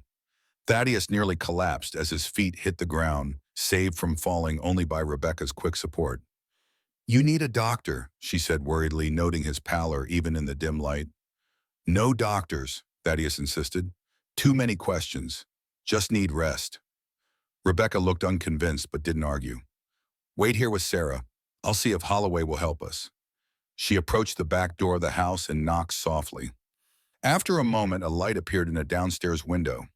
The door opened cautiously, revealing James Holloway in a dressing gown, a small derringer in his hand. A brief conversation ensued, too quiet for Thaddeus to hear. Holloway glanced in his direction, nodded, then disappeared back inside. Rebecca returned to the stable. "He'll help," she reported. "There's a guest room at the back of the house where we can stay. He's sending his housekeeper to prepare it." "Good." Thaddeus nodded weakly, "but we can't stay long. Porter has connections in town. Eventually someone will talk." "First we need to tend that wound," Rebecca said firmly. "You're no good to anyone if you die of infection." Thaddeus couldn't argue with that logic. He allowed Rebecca and Holloway to help him into the house through a back entrance and up a narrow servant's staircase to a secluded room on the second floor. Sarah followed silently, her eyes wide as she took in the elegant surroundings. The room was simply but comfortably furnished, with a large bed washstand and sitting area. Holloway's housekeeper, an older woman with a kind face and no-nonsense manner, had already prepared hot water, clean bandages, and a tray of medical supplies. My late wife was a nurse during the war, Holloway explained. I kept her things. He surveyed Thaddeus with concern. That needs proper treatment. I can send for Dr. Williams. He's discreet. No, Thaddeus said firmly, easing himself onto the edge of the bed. Too risky. I can manage, Rebecca interjected. My father was a doctor. I assisted him often. Holloway nodded. I'll leave you to it then. There are clean clothes in the wardrobe. Food will be brought up shortly. He turned to Sarah, his stern banker's face softening. Would you like some hot chocolate, young lady? My housekeeper makes the best in the territory. Sarah looked to her mother for permission, then nodded shyly. Come along then, Holloway said kindly. Let's let your mother work. And when they had gone, Rebecca turned to Thaddeus, her expression resolute. Shirt off. Let me see how bad it is. Thaddeus complied with difficulty, each movement sending fresh waves of pain through his shoulder. The wound was ugly. The bullet had passed clean through, but the edges were red and inflamed, seeping blood and fluid. Rebecca worked methodically, cleaning the wound front and back with carbolic solution, probing gently to ensure no fabric remained inside. Thaddeus endured in silence, though sweat beaded on his forehead from the pain. You're lucky, Rebecca said as she began bandaging. Another inch to the right, and the bullet would have hit bone. As it is, you'll have a new scar to add to your collection. Thaddeus glanced down at his torso, marked with the evidence of past battles, a knife wound here, a bullet grazed there. What's one more, he said wryly. Rebecca's fingers paused on a particularly vicious scar that ran across his ribs. Apache Comanche, Thaddeus corrected, 1868. Scouting mission in Texas. Her hands resumed their work, gentle yet efficient. You've lived quite a life. Not always one to be proud of. Thaddeus admitted the pain and exhaustion lowering his usual defenses. Rebecca secured the bandage, then helped him into a clean shirt from Holloway's wardrobe. You saved my daughter today, she said softly. Whatever you did before, that's something to be proud of. Before Thaddeus could respond, a knock at the door announced the return of Sarah with Holloway's housekeeper, who carried a tray of food, bread, cheese, cold meat, and a pot of coffee. Eat, the woman instructed, setting down the tray. Then rest. The little one will sleep in my room tonight. Sarah looked uncertainly at her mother. Can I stay with you, Mama? Rebecca knelt to her daughter's level. Tonight you'll have a special adventure with Mrs. Peterson, the housekeeper supplied. Miss Peterson, Rebecca continued, I need to look after Mr. Sullivan and his hurt shoulder. We'll be together in the morning. Sarah considered this, then nodded solemnly. Okay, but you promise to be here when I wake up. I promise, Rebecca said, embracing her daughter tightly. I'm never leaving you again. After Sarah had gone with Mrs. Peterson, Rebecca and Thaddeus ate in silence, both too exhausted for conversation. The food revived Thaddeus somewhat, but the ordeal of the day soon caught up with him. He found himself struggling to keep his eyes open. Rebecca noticed his fatigue. Sleep, she said, clearing away the remnants of their meal. I'll keep watch. Wake me in a few hours, Thaddeus insisted. You need rest too. Rebecca nodded, though whether in agreement or merely to placate him wasn't clear. Thaddeus lay back on the bed, intending only to rest his eyes for a moment. He was asleep almost instantly. Thaddeus dreamed of fire villages burning along Sherman's March. A farmhouse in flames, his wife and son trapped inside while he was hundreds of miles away. Porter's estate going up in smoke, eagle-eye silhouetted against the blaze. He woke with a start, disoriented, reaching instinctively for a weapon that wasn't there. Easy, a soft voice said from nearby. You're safe. Rebecca sat in a chair by the window, a shawl around her shoulders, the first gray light of dawn illuminating her face. She looked tired but alert, a small revolver resting in her lap, Holloway's contribution to their safety, Thaddeus guessed. You were supposed to wake me, he said, noting that he'd slept through the night. You needed the rest more than I needed sleep, she replied simply. Thaddeus sat up carefully, testing his shoulder. The pain had subsided to a dull throb, and the fever that had been building seemed to have broken. Rebecca's care had been effective. Any sign of eagle eye, he asked. Rebecca shook her head. Nothing. Holloway sent a man to watch the roads into town. No Apache matching his description has been seen. Thaddeus absorbed this grimly. The odds of Eagle Eye surviving against Porter's men had been slim at best, and the map piece, the one in Sarah's doll, gone with him. Rebecca confirmed his thoughts. But Holloway has his piece secure in the bank, and we still have the fragment Eagle Eye was carrying. Her expression grew troubled. If he's been captured rather than killed, Porter could have two pieces now. And no, we're after the third, Thaddeus finished the thought. He swung his legs over the side of the bed, fighting a wave of dizziness. We need to get to that third piece before Porter does. You're in no condition to. A knock at the door interrupted her. Holloway entered without waiting for a response, his face grave. Porter's men are in town, he announced without preamble. 6 of them asking questions showing your descriptions. They've been to the sheriff already. Thaddeus stood ignoring his body's protests. We need to leave. Not through the streets, Holloway cautioned. They're watching the roads. But there's another way. He crossed to the window, pointing to a neighboring rooftop. The buildings connect. You can make your way to the livery stable 3 blocks over. I've arranged for horses to be waiting. Sarah? Rebecca asked immediately. My housekeeper is preparing her. She'll meet you at the stable. Holloway handed a small bundle to Thaddeus. Clothes, food, ammunition, and this. He produced a folded paper, his piece of the map. Take it. I've memorized it, and it's safer with you than in the bank, which Porter could access with a court order. Thaddeus accepted the map with a nod of thanks. What about you? Porter will suspect you helped us. Holloway gave a thin smile. I'm not without influence in this town, and at my age there's little left to fear. He straightened his shoulders, the soldier visible beneath the banker's exterior. Now go, quickly. They followed Holloway's directions, climbing out the window onto a sloped roof, then making their way across connected buildings toward the livery stable. Thaddeus moved more slowly than he would have liked, his wounded shoulder limiting his agility, but Rebecca stayed close, offering support when needed. They reached the stable without incident, finding Mrs. Peterson waiting with Sarah, who was dressed in boy's clothing for disguise. 2 horses stood saddled and ready, along with a small pack mule loaded with supplies. Holloway thinks of everything, Thaddeus observed. A good banker plans for contingencies, Mrs. Peterson replied, handing Sarah up to Rebecca. Now hurry, my husband is creating a distraction on Allen Street to draw away Porter's men. As if on cue, shouting erupted from the direction of the main street, followed by the sound of breaking glass. That's our signal, Thaddeus said, mounting his horse with effort.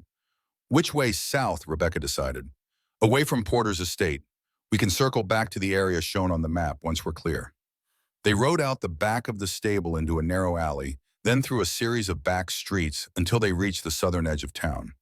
The commotion on Allen Street had indeed drawn attention away from the outskirts, allowing them to slip away unnoticed. Once beyond the town limits, they increased their pace, putting distance between themselves and Tombstone as quickly as the horses could manage. The sun climbed higher, promising another scorching day in the desert. Thaddeus studied Holloway's map piece as they rode, comparing it to the fragment Eagle Eye had carried. Together with Rebecca's recollection of the piece hidden in Sarah's doll, a clearer picture emerged. The location is in the Dragon Mountains, he determined. A cave system near a formation called Cochise's Stronghold. Rebecca nodded. Thomas and I explored those mountains before Sarah was born. The Apache consider them sacred ground. It makes sense they'd hide their most important documents there. But it's rough country, Thaddeus agreed. Easy to get lost if you don't know exactly where you're going. Which is why the map is in 3 pieces, Rebecca said. No one person could find it alone. They rode through the morning and into the afternoon, stopping only briefly to rest the horses and allow Sarah to stretch her legs. The child had been remarkably resilient, asking few questions and enduring the hard journey without complaint.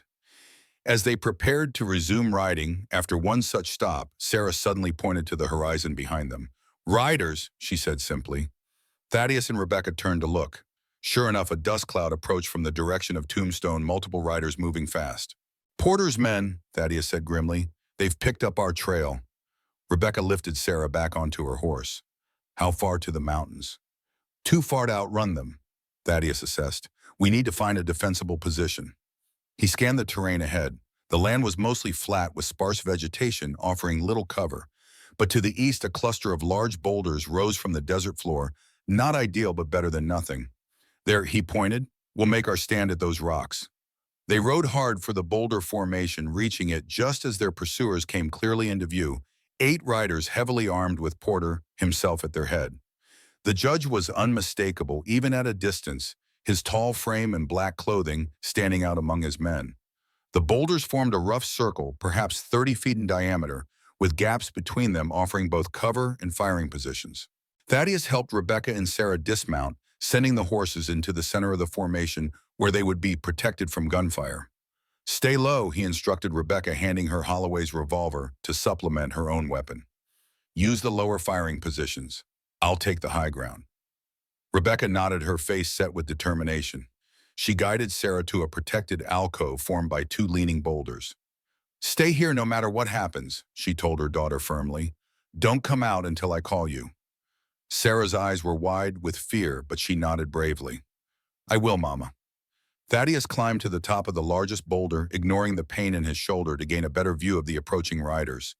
They had slowed now, spreading out to surround the rock formation.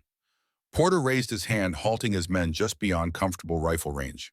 He urged his horse forward a few paces, calling out in a voice that carried clearly across the desert. "Mrs. Morgan, Mr. Sullivan, there's no need for bloodshed. I only want what's mine." "Nothing here belongs to you, Porter," Thaddeus shouted back. "The map pieces do," Porter replied. "And the girl, she's a material witness in a criminal case." Rebecca had joined Thaddeus on the boulder. "You're the criminal," she called, her voice shaking with fury. "You murdered my husband, branded me like an animal." Porter seemed unperturbed by her accusations. "I did what was necessary, just as I'm doing now." He gestured to his men. "I have 8 armed deputies with me. You're outnumbered and outgunned. Surrender the map pieces and I'll let you live." "He's lying," Thaddeus said quietly to Rebecca. "He can't let us live. We know too much." Rebecca nodded, her face grim. "I know." She checked her weapons methodically. "How long can we hold them off?" Thaddeus assessed their situation honestly. "Not long, maybe an hour if we're careful with ammunition. Less if they rush us from multiple directions." "Is that enough time for help to arrive?" "What help?" Thaddeus asked, surprised.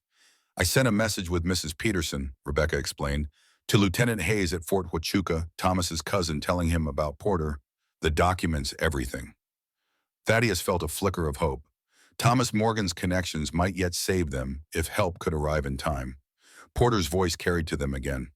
"I'm a reasonable man. I'll give you 5 minutes to decide. After that, we come in shooting." Thaddeus and Rebecca exchanged a glance, wordlessly agreeing on their course of action. "We need to buy time," Thaddeus said. "Keep them talking as long as possible." Rebecca nodded, then turned to face Porter. "We want assurances," she called. "How do we know you'll keep your word?" "You don't," Porter replied bluntly. "But it's your only chance. The alternative is certain death." As the negotiation continued, Thaddeus slipped back down from the boulder, checking their perimeter for weaknesses. The formation was defensible but far from impregnable. If Porter's men coordinated their attack, they could breach the circle from multiple points. Thaddeus returned to Rebecca's side. "If they come, I'll hold them as long as I can. You take Sarah and the horses, break out the back when the shooting starts. Head for the mountains." Rebecca shook her head firmly. "We're not separating." "Rebecca." "No." Her voice was still. "My husband died alone. I won't let that happen to you. We stand together." Before Thaddeus could respond, Porter's voice rang out again. "Time's up. What's your answer?" Thaddeus stood, presenting himself as a target to draw attention from Rebecca. "You want the map pieces? Porter, come and get them." Porter's face darkened with anger. He raised his arm, about to signal his men to attack, when a new sound interrupted the standoff. A single rifle shot coming not from the boulder formation, but from the desert to the west. One of Porter's men jerked in his saddle, then toppled to the ground. The others wheeled in confusion, searching for this new threat. Another shot rang out, another man fell. Precise, deadly shooting from an unseen marksman. "Scatter," Porter ordered his remaining men. "Find the shooter." But before they could comply, a war cry split the air, a high, ululating sound that raised the hair on the back of Thaddeus's neck. He knew that cry, had heard it before in battle. "Eagle Eye," he breathed, scarcely believing it. From behind a distant ridge, a lone rider appeared, charging directly toward Porter's men. The Apache warrior rode low over his horse's neck, the Remington rifle in one hand, firing with impossible accuracy. Porter's men broke formation, some returning fire, others simply fleeing. Porter himself remained frozen for a moment, seeming unable to comprehend this turn of events. Thaddeus seized the opportunity, raising his rifle and taking careful aim at Porter. But before he could fire, more riders appeared on the horizon, a dozen mounted men in the blue uniforms of the U.S. Cavalry, led by a young officer who could only be Lieutenant Hayes. "Army's here," Thaddeus shouted to Rebecca. "We made it." Porter, seeing the approaching soldiers, finally spurred his horse into motion, fleeing toward the east. Two of his remaining men followed, while the others threw down their weapons and raised their hands in surrender. Eagle Eye, still charging, adjusted his course to pursue Porter. Thaddeus made a split-second decision. "Stay with Sarah," he told Rebecca. "I'm going after them." Before she could protest, he was sliding down the boulder, running for his horse. The pain in his shoulder was forgotten, replaced by a burning determination to finish this. Porter couldn't be allowed to escape, not after all he'd done. Thaddeus mounted and spurred his horse after Eagle Eye, who was now a distant figure pursuing Porter and his two companions. The cavalry, seeing this new development, split their forces, some stopping to secure the surrendering deputies, others continuing the chase. Thaddeus rode hard, pushing his mount to its limits. The desert flew by in a blur of dust and heat. Ahead, he could see Eagle Eye gaining on Porter, the gap between them closing.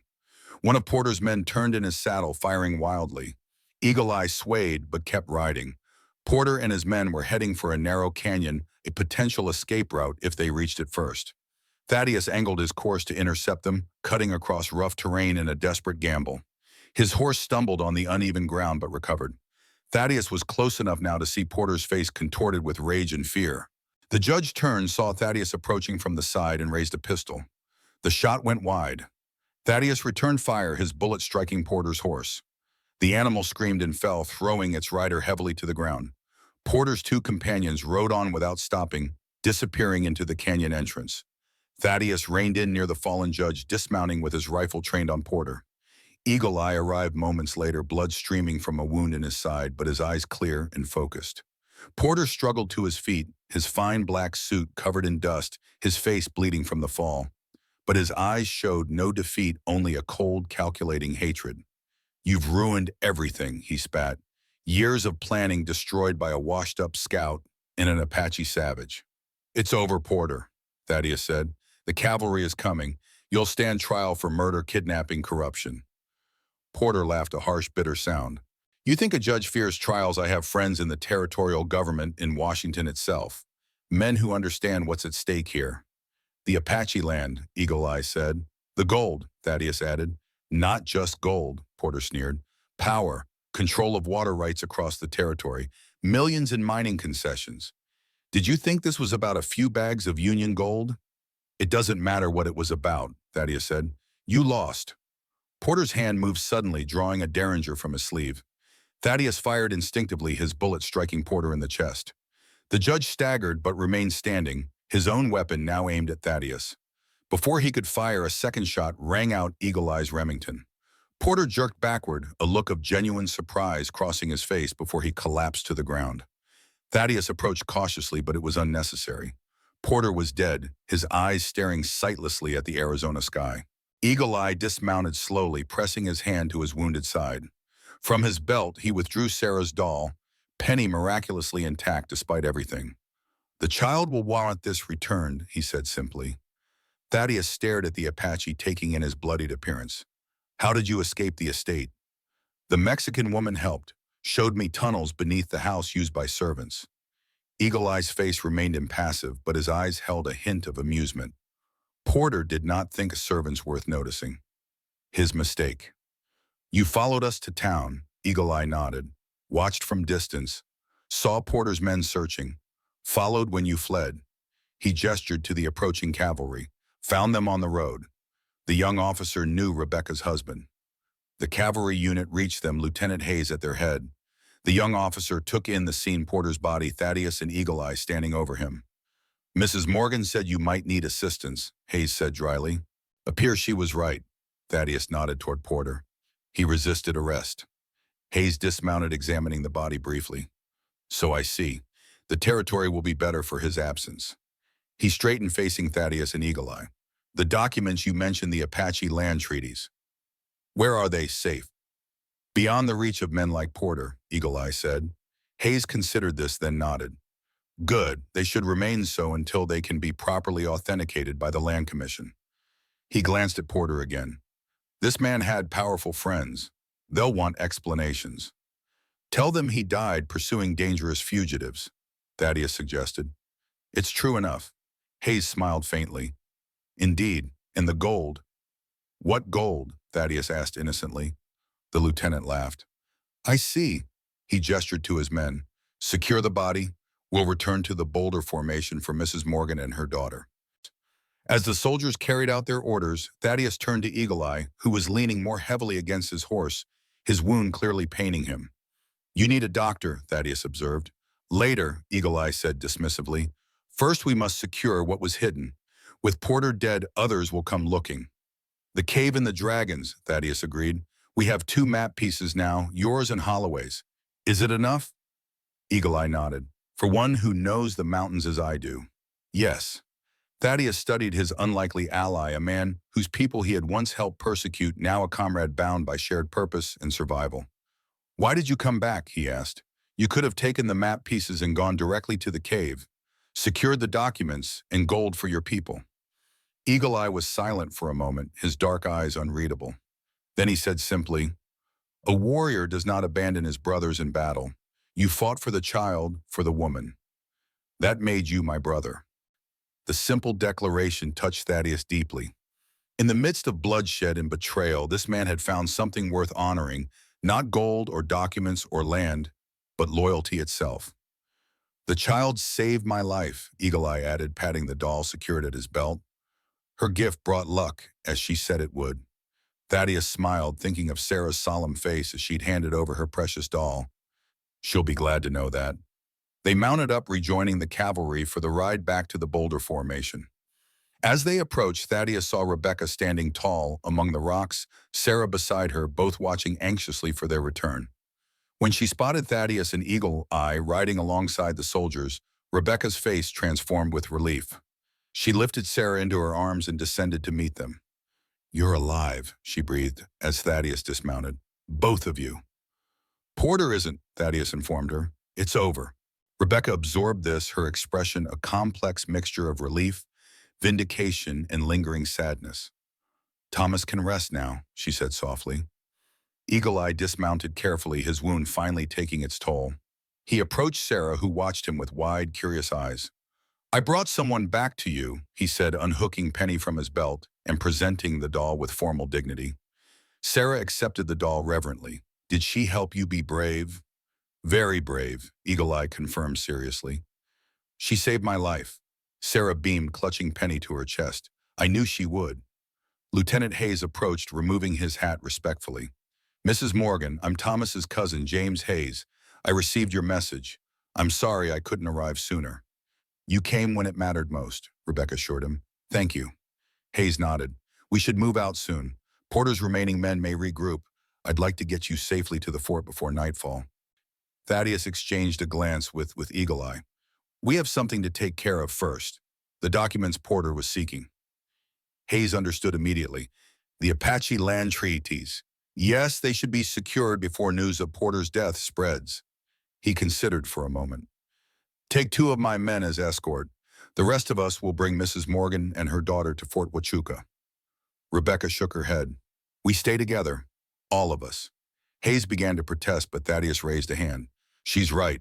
We've come this far together. We'll finish it the same way. The young lieutenant looked from Thaddeus to Rebecca to Eagle Eye, recognizing the bond that had formed between these unlikely allies. Very well, but we move quickly. Those mountains are no place to be caught after dark. They set out within the hour, a strange procession, cavalry soldiers, a school teacher and her daughter, a former scout and an Apache warrior. Their destination, a hidden cave in the Dragon Mountains where secrets had lain buried since the Civil War. The journey was arduous, especially for Eagle Eye, whose wound had been hastily bandaged but required proper treatment. Yet he rode without complaint, his face betraying no pain, as he guided them along ancient Apache trails into the mountains. As the sun began to set, they reached a distinctive rock formation, a natural arch spanning 2 towering pillars of stone. Eagle Eye pointed to a narrow cleft at the base of the western pillar. There, he said, the entrance. Thaddeus dismounted, helping Rebecca and Sarah down from their horse. Lieutenant Hayes ordered his men to establish a perimeter, keeping watch for any pursuit. Holloway's map shows a specific route through the cave system. Thaddeus said, withdrawing the banker's map piece. Without it, we could wander for days. Eagle Eye nodded, producing his own fragment. Together, the pieces revealed a path through what appeared to be a complex network of underground chambers. I will lead, Eagle Eye said. I have been here before, as a boy, with my father. They lit torches from supplies provided by Hayes, then entered the narrow cleft. The passage widened almost immediately into a tall cavern, the walls adorned with ancient pictographs, Apache symbols telling stories that predated European arrival. Eagle Eye moved confidently through the space following the map and his own memories. The others followed closely, Sarah clinging to her mother's hand, her eyes wide with wonder at the underground world. They passed through chamber after chamber, some vast enough to house a small village, others so narrow they had to proceed in single file. The air grew cooler, the sounds of their footsteps echoing strangely in the enclosed space. Finally, after nearly an hour of careful progress, they reached a small, perfectly circular chamber. A shaft of fading daylight pierced the darkness from a hole in the ceiling high above, illuminating a flat stone in the center of the room. Eagle Eye approached the stone reverently. This is the place. He ran his hands across the stone surface, finding an almost invisible seam. With practiced movements, he pressed specific points around the perimeter.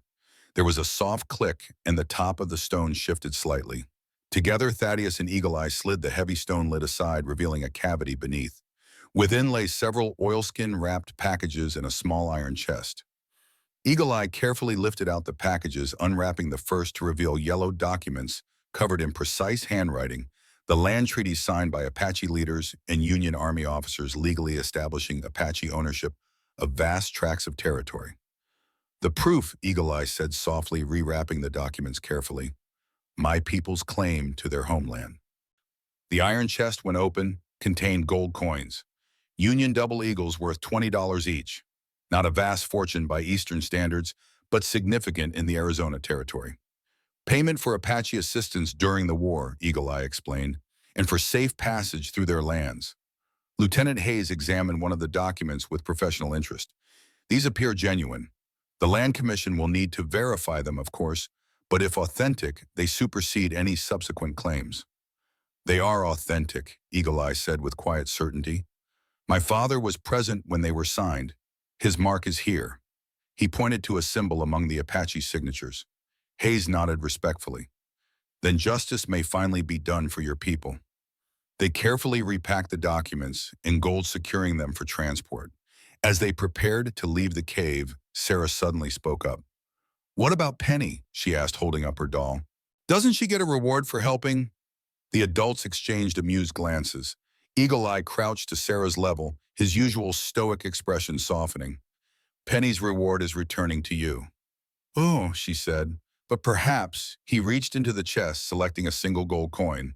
With solemn ceremony, he presented it to Sarah for her bravery. Sarah accepted the coin with equal solemnity, carefully tucking it into Penny's dress pocket. Thank you. As they emerged from the cave into the gathering dusk, Thaddeus found himself standing slightly apart, watching the others prepare for the journey back to Fort Huachuca. Rebecca was helping Sarah onto their horse. Eagle Eye was conferring with Hayes about the safest route down the mountain, and the soldiers were forming up for departure. A strange feeling washed over Thaddeus, a sense of completion, of purpose fulfilled. For years, he had hidden from the world, from his past, from human connection itself. Yet in the span of a few days, he had been drawn back into life's complexities, its dangers and sorrows. Yes, but also its bonds of loyalty and unexpected moments of grace. Rebecca approached, leaving Sarah chatting animatedly with a young soldier who had offered her a piece of hard candy. What will you do now? She asked quietly, coming to stand beside Thaddeus. He considered the question. I don't know. My ranch is gone. Porter's dead, but his allies might still come looking for revenge. You could come with us, Rebecca suggested. Hayes has offered me a teaching position at the fort. Sarah would be safe there with the Army's protection. Thaddeus looked at her, surprised by the invitation, and by his own reaction to it, a quickening of pulse, a sense of possibility he hadn't felt in years. I'm not sure I'm fit for civilization, he said honestly. Rebecca smiled. Who said anything about civilization? It's a frontier fort. They need men who know the territory, who can teach soldiers to survive in this land. She hesitated, then added, Men who remember what it means to fight for something worth fighting for. Thaddeus glanced at Eagle Eye, who had mounted his horse and was waiting patiently. What about him? He returns to his people, Rebecca said, to bring them the documents that prove their rights. But he said to tell you that brothers are always welcome in his camp. The simple message touched Thaddeus deeply. From enemies to reluctant allies to brothers, their journey had transformed them both. As the group prepared to depart, Thaddeus made his decision. He wouldn't return to isolation, to a life half-lived in the shadow of past sins. Whatever the future held, danger, uncertainty, even the unfamiliar territory of human connection, he would face it directly as he had faced Porter and his men. He mounted his horse, taking his place beside Rebecca and Sarah. The little girl smiled up at him, her face alight with trust and affection that he had done nothing to earn, yet somehow had been granted anyway. "Ready?" Rebecca asked. Thaddeus nodded, finding himself genuinely smiling for the first time in longer than he could remember. "Ready." They rode down from the mountains as night fell across the desert, the stars emerging one by one above them, constant and unchanging, as Rebecca had said, no matter what happened on earth below. But for Thaddeus Sullivan, the world had changed irrevocably. His soul, long dried and hardened like the desert itself, had found water again, had found life. As they descended into the valley, Eagle Eye raised his hand in farewell, turning his horse toward the Apache lands to the north. Thaddeus returned the gesture, a promise between warriors who had found unexpected brotherhood. Behind them, the Dragon Mountains stood dark against the star-filled sky, ancient guardians of secrets both kept and revealed. Before them lay Fort Huachuca, its lights a distant constellation of human presence in the wilderness. And between past and future rode Thaddeus Sullivan, no longer a man hiding from his ghost, but one who had made peace with them at last, not through forgetting, but through finding a new purpose worthy of remembrance. The desert, which had for so long been his refuge from life, had become the place where he found it again. Fort Huachuca, Arizona Territory. 3 months later, Thaddeus walked along the parade ground, the morning sun warming his back as he watched the new recruits drilling. Hayes had been right about the Army's need for men with his experience. The young lieutenant had arranged a position for him as a scout and instructor, teaching cavalry soldiers the art of desert survival and Apache fighting tactics, though tempered now with a newfound respect for the warriors he had once hunted. His shoulder had healed cleanly, leaving yet another scar to add to his collection. Sometimes it still ached, especially before a storm, but Thaddeus didn't mind. The pain was a reminder of choices made of a battle worth fighting. Children's laughter drew his attention to the small schoolhouse near the eastern wall of the fort. Rebecca's students were streaming out for their midday breaks, Sarah among them. The little girl had blossomed in the 3 months since their escape from Porter's estate, her solemn demeanor giving way to a child's natural exuberance. She spotted Thaddeus and waved, beckoning him over. "Mr. Sullivan, look what I found." She held up a small dessert flower, its delicate purple petals incongruous against the fort's dusty ground. "It's for Mama's desk. She says pretty things help you learn better." Thaddeus smiled. "I think she's right about that." Sarah beamed, then ran off to join her friends in a game of tag. Thaddeus watched her go, marveling at children's resilience, their ability to find joy even after darkness. He continued toward the schoolhouse where Rebecca stood in the doorway watching her students play. The sunlight caught in her hair, highlighting strands of copper among the brown. She had changed too in these months, the haunted look in her eyes fading, replaced by a quiet contentment. "Successful morning?" Thaddeus asked as he approached. "Very. The children are learning their letters well. Even the Apache children, Lieutenant Hayes convinced to attend." She smiled. "And you? How are your recruits progressing?" "Slowly," Thaddeus admitted. "Most of them still think the desert is trying to kill them." "Isn't it?" Rebecca asked with a raised eyebrow. "Only if you don't respect it." He glanced at the mountains in the distance. "Any word from Eagle Eye?" Rebecca nodded. "A runner came yesterday. The Land Commission has agreed to review the treaties. They're sending representatives next month. It's a start." "It's more than that," Thaddeus said. "It's justice, long overdue." They stood in companionable silence, watching the children play. After a moment, Rebecca spoke again, her voice softer. "Thomas would have loved this place, the work we're doing here." Thaddeus nodded. He had come to respect the man he'd never met, the newspaper editor who had fought for truth with words rather than weapons, who had taught his wife to shoot and his daughter to hide treasures in her doll. "He would be proud of you," Thaddeus said, "of what you've built here." Rebecca turned to face him, her eyes searching his. What we've built, she corrected gently. The moment stretched between them, full of unspoken possibility. Thaddeus had been slow to recognize the change in their relationship from reluctant allies to friends to something more.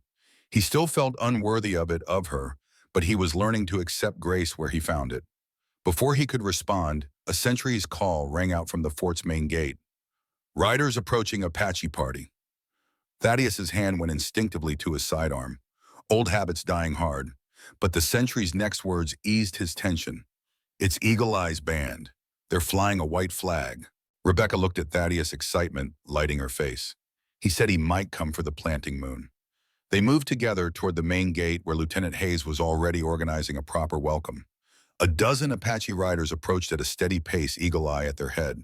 He looked different now, dressed in full tribal regalia, his bearing that of a leader rather than a lone warrior. The fort's gates swung open and Hayes rode out with a small honor guard to meet the Apache band. Protocol dictated caution even with friendly tribes, but Thaddeus noted with approval that the lieutenant kept his men's weapons holstered. The formal greetings took time, ritual exchanges of respect between the young Army officer and the Apache leader. Finally, the combined party entered the Fort Eagle Eye, breaking away to approach Thaddeus and Rebecca. He dismounted with fluid grace, seeming fully recovered from the wound he had suffered during their escape. From his saddlebag, he produced a small package wrapped in deerskin. The Council of Elders sends this, he said, presenting it to Thaddeus, in recognition of a brother. Thaddeus unwrapped the gift carefully. Inside lay a ceremonial knife, its handle carved from antler inlaid with turquoise. A warrior's weapon, but also a symbol of trust, of bonds that transcended the bloody history between their peoples. I am honored, Thaddeus said, the words inadequate for what he felt. Eagle Eye nodded, then turned to Rebecca. And for the teacher who fought for her child as fiercely as any Apache mother. He presented her with a small pouch. Inside was a bracelet of silver and turquoise, beautiful craftsmanship that spoke of high status within the tribe. Rebecca's eyes widened. It's exquisite. My sister made it, Eagle Eye said. She asks that you visit our camp someday. Bring the little one. She should know her Apache family too.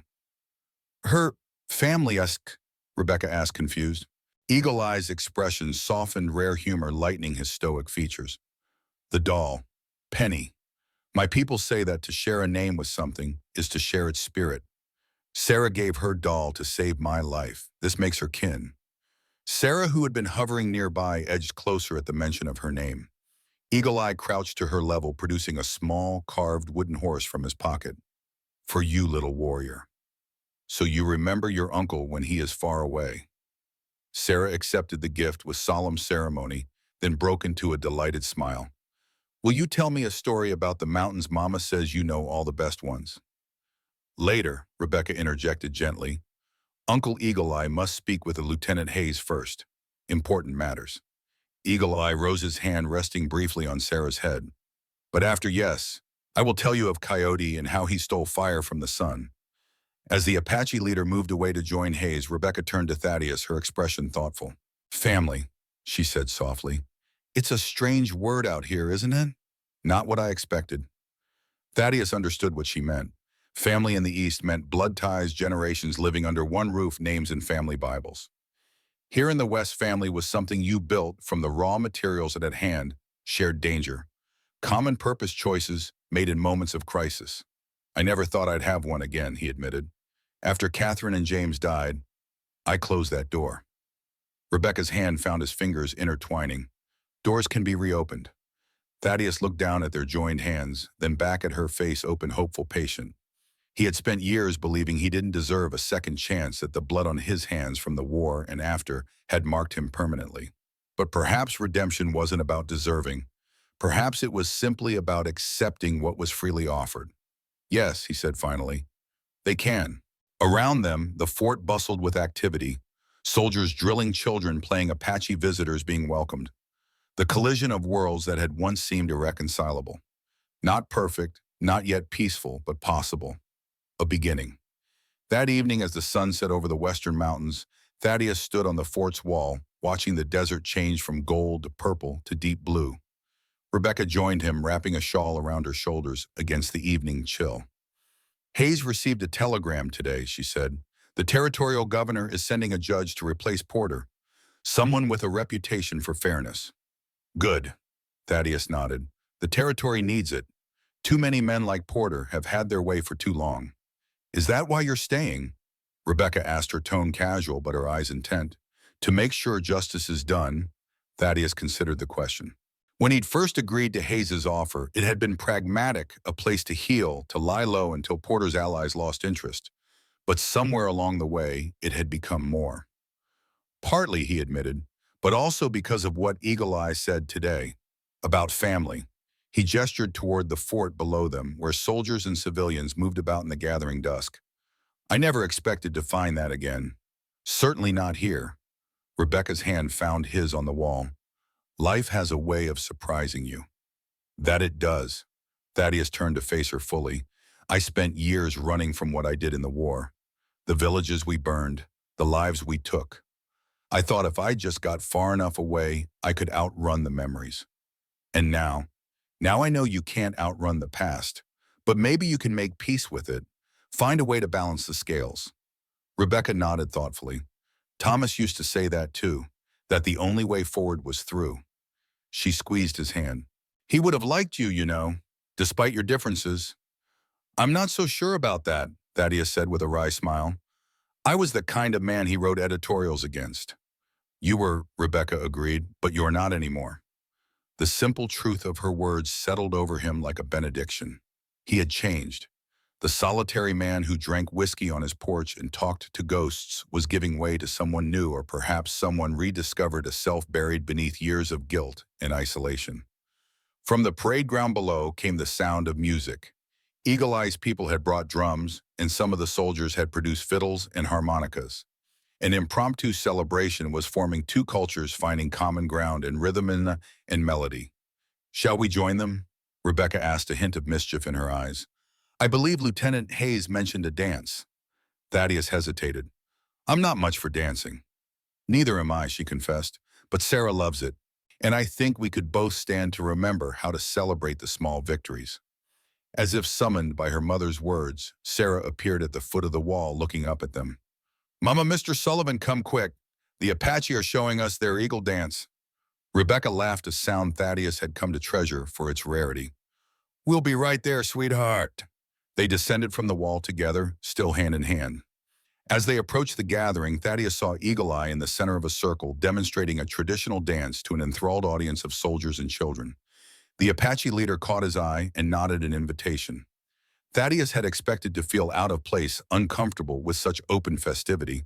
But as Sarah grabbed his hand and pulled him into the circle, he found himself yielding to the moment, to the simple joy of being part of something larger than himself. Later, as the celebration wound down and the evening fires burned low, Thaddeus found a quiet corner of the fort's yard. The night sky stretched vast above him, the familiar constellations that had guided him through years of scouting now seeming like old friends. Penny for your thoughts, Rebecca said, appearing beside him with 2 cups of coffee. Thaddeus accepted one gratefully.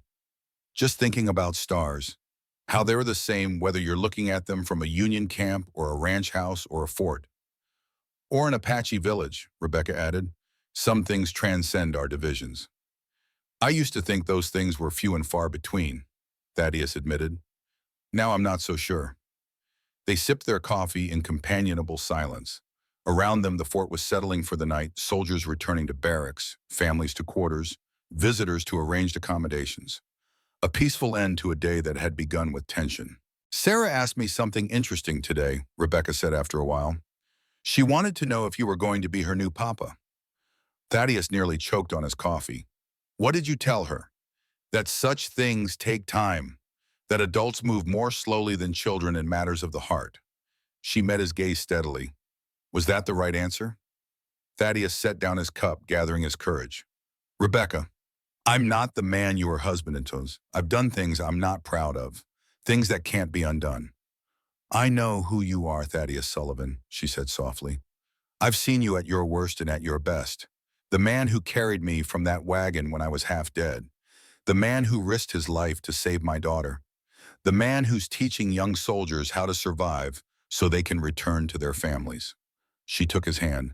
I know exactly who you are. The certainty in her voice humbled him. In her eyes, he saw not blind adoration, but clear-sighted acceptance of his flaws, his past, his struggles, and something more, something that looked remarkably like love. "Then I suppose your answer to Sarah was the right one," he said finally. "These things do take time, but that doesn't mean they can't happen." Rebecca's smile was like sunrise over the desert, gradual, radiant, transformative. "I'll tell her you said so." From the nearby officers' quarters came the sound of a piano, someone playing a slow, gentle tune. Without thinking, Thaddeus found himself extending his hand to Rebecca. "I believe I owe you a dance," he said. She raised an eyebrow. "I thought you weren't much for dancing." "I'm learning to try new things." As they moved together under the stars, Thaddeus marveled at how different his life had become in such a short time. 3 months ago, he had been a ghost, haunting the margins of his own existence. Now he was here, solid, present, alive, with a woman who saw him clearly and chose him anyway. A child who trusted him without reservation, and a future opening before him like an unexplored trail. The desert had not changed. It remained vast, unforgiving, beautiful in its stark honesty. But Thaddeus had changed. The man who had sought emptiness now found himself embracing fullness of connection, of purpose, of hope. As the music ended, Rebecca remained in his arms, her head resting against his chest. "What happens now?" she asked. Thaddeus looked out over the fort to the mountains beyond, to the boundless sky above. "We build something new," he said simply, "day by day." She nodded against his chest. "I'd like that." In the distance, a coyote called a long, wavering howl that echoed off canyon walls. Another answered, then another, their voices weaving together in ancient chorus. To early settlers, the sound had seemed mournful, even threatening. But Thaddeus had learned from Eagle Eye that the Apache heard it differently, as a song of endurance, of survival against all odds. Tonight, he heard it that way too. "We should get inside," he said after a while. "Early start tomorrow." Rebecca nodded but made no move to leave his embrace. "A few more minutes," she murmured. "The stars are too beautiful tonight to waste." Thaddeus couldn't argue with that. They stood together in the quiet yard, two souls who had found each other against all odds, in a land that demanded much but gave back in equal measure to those who respected its ways.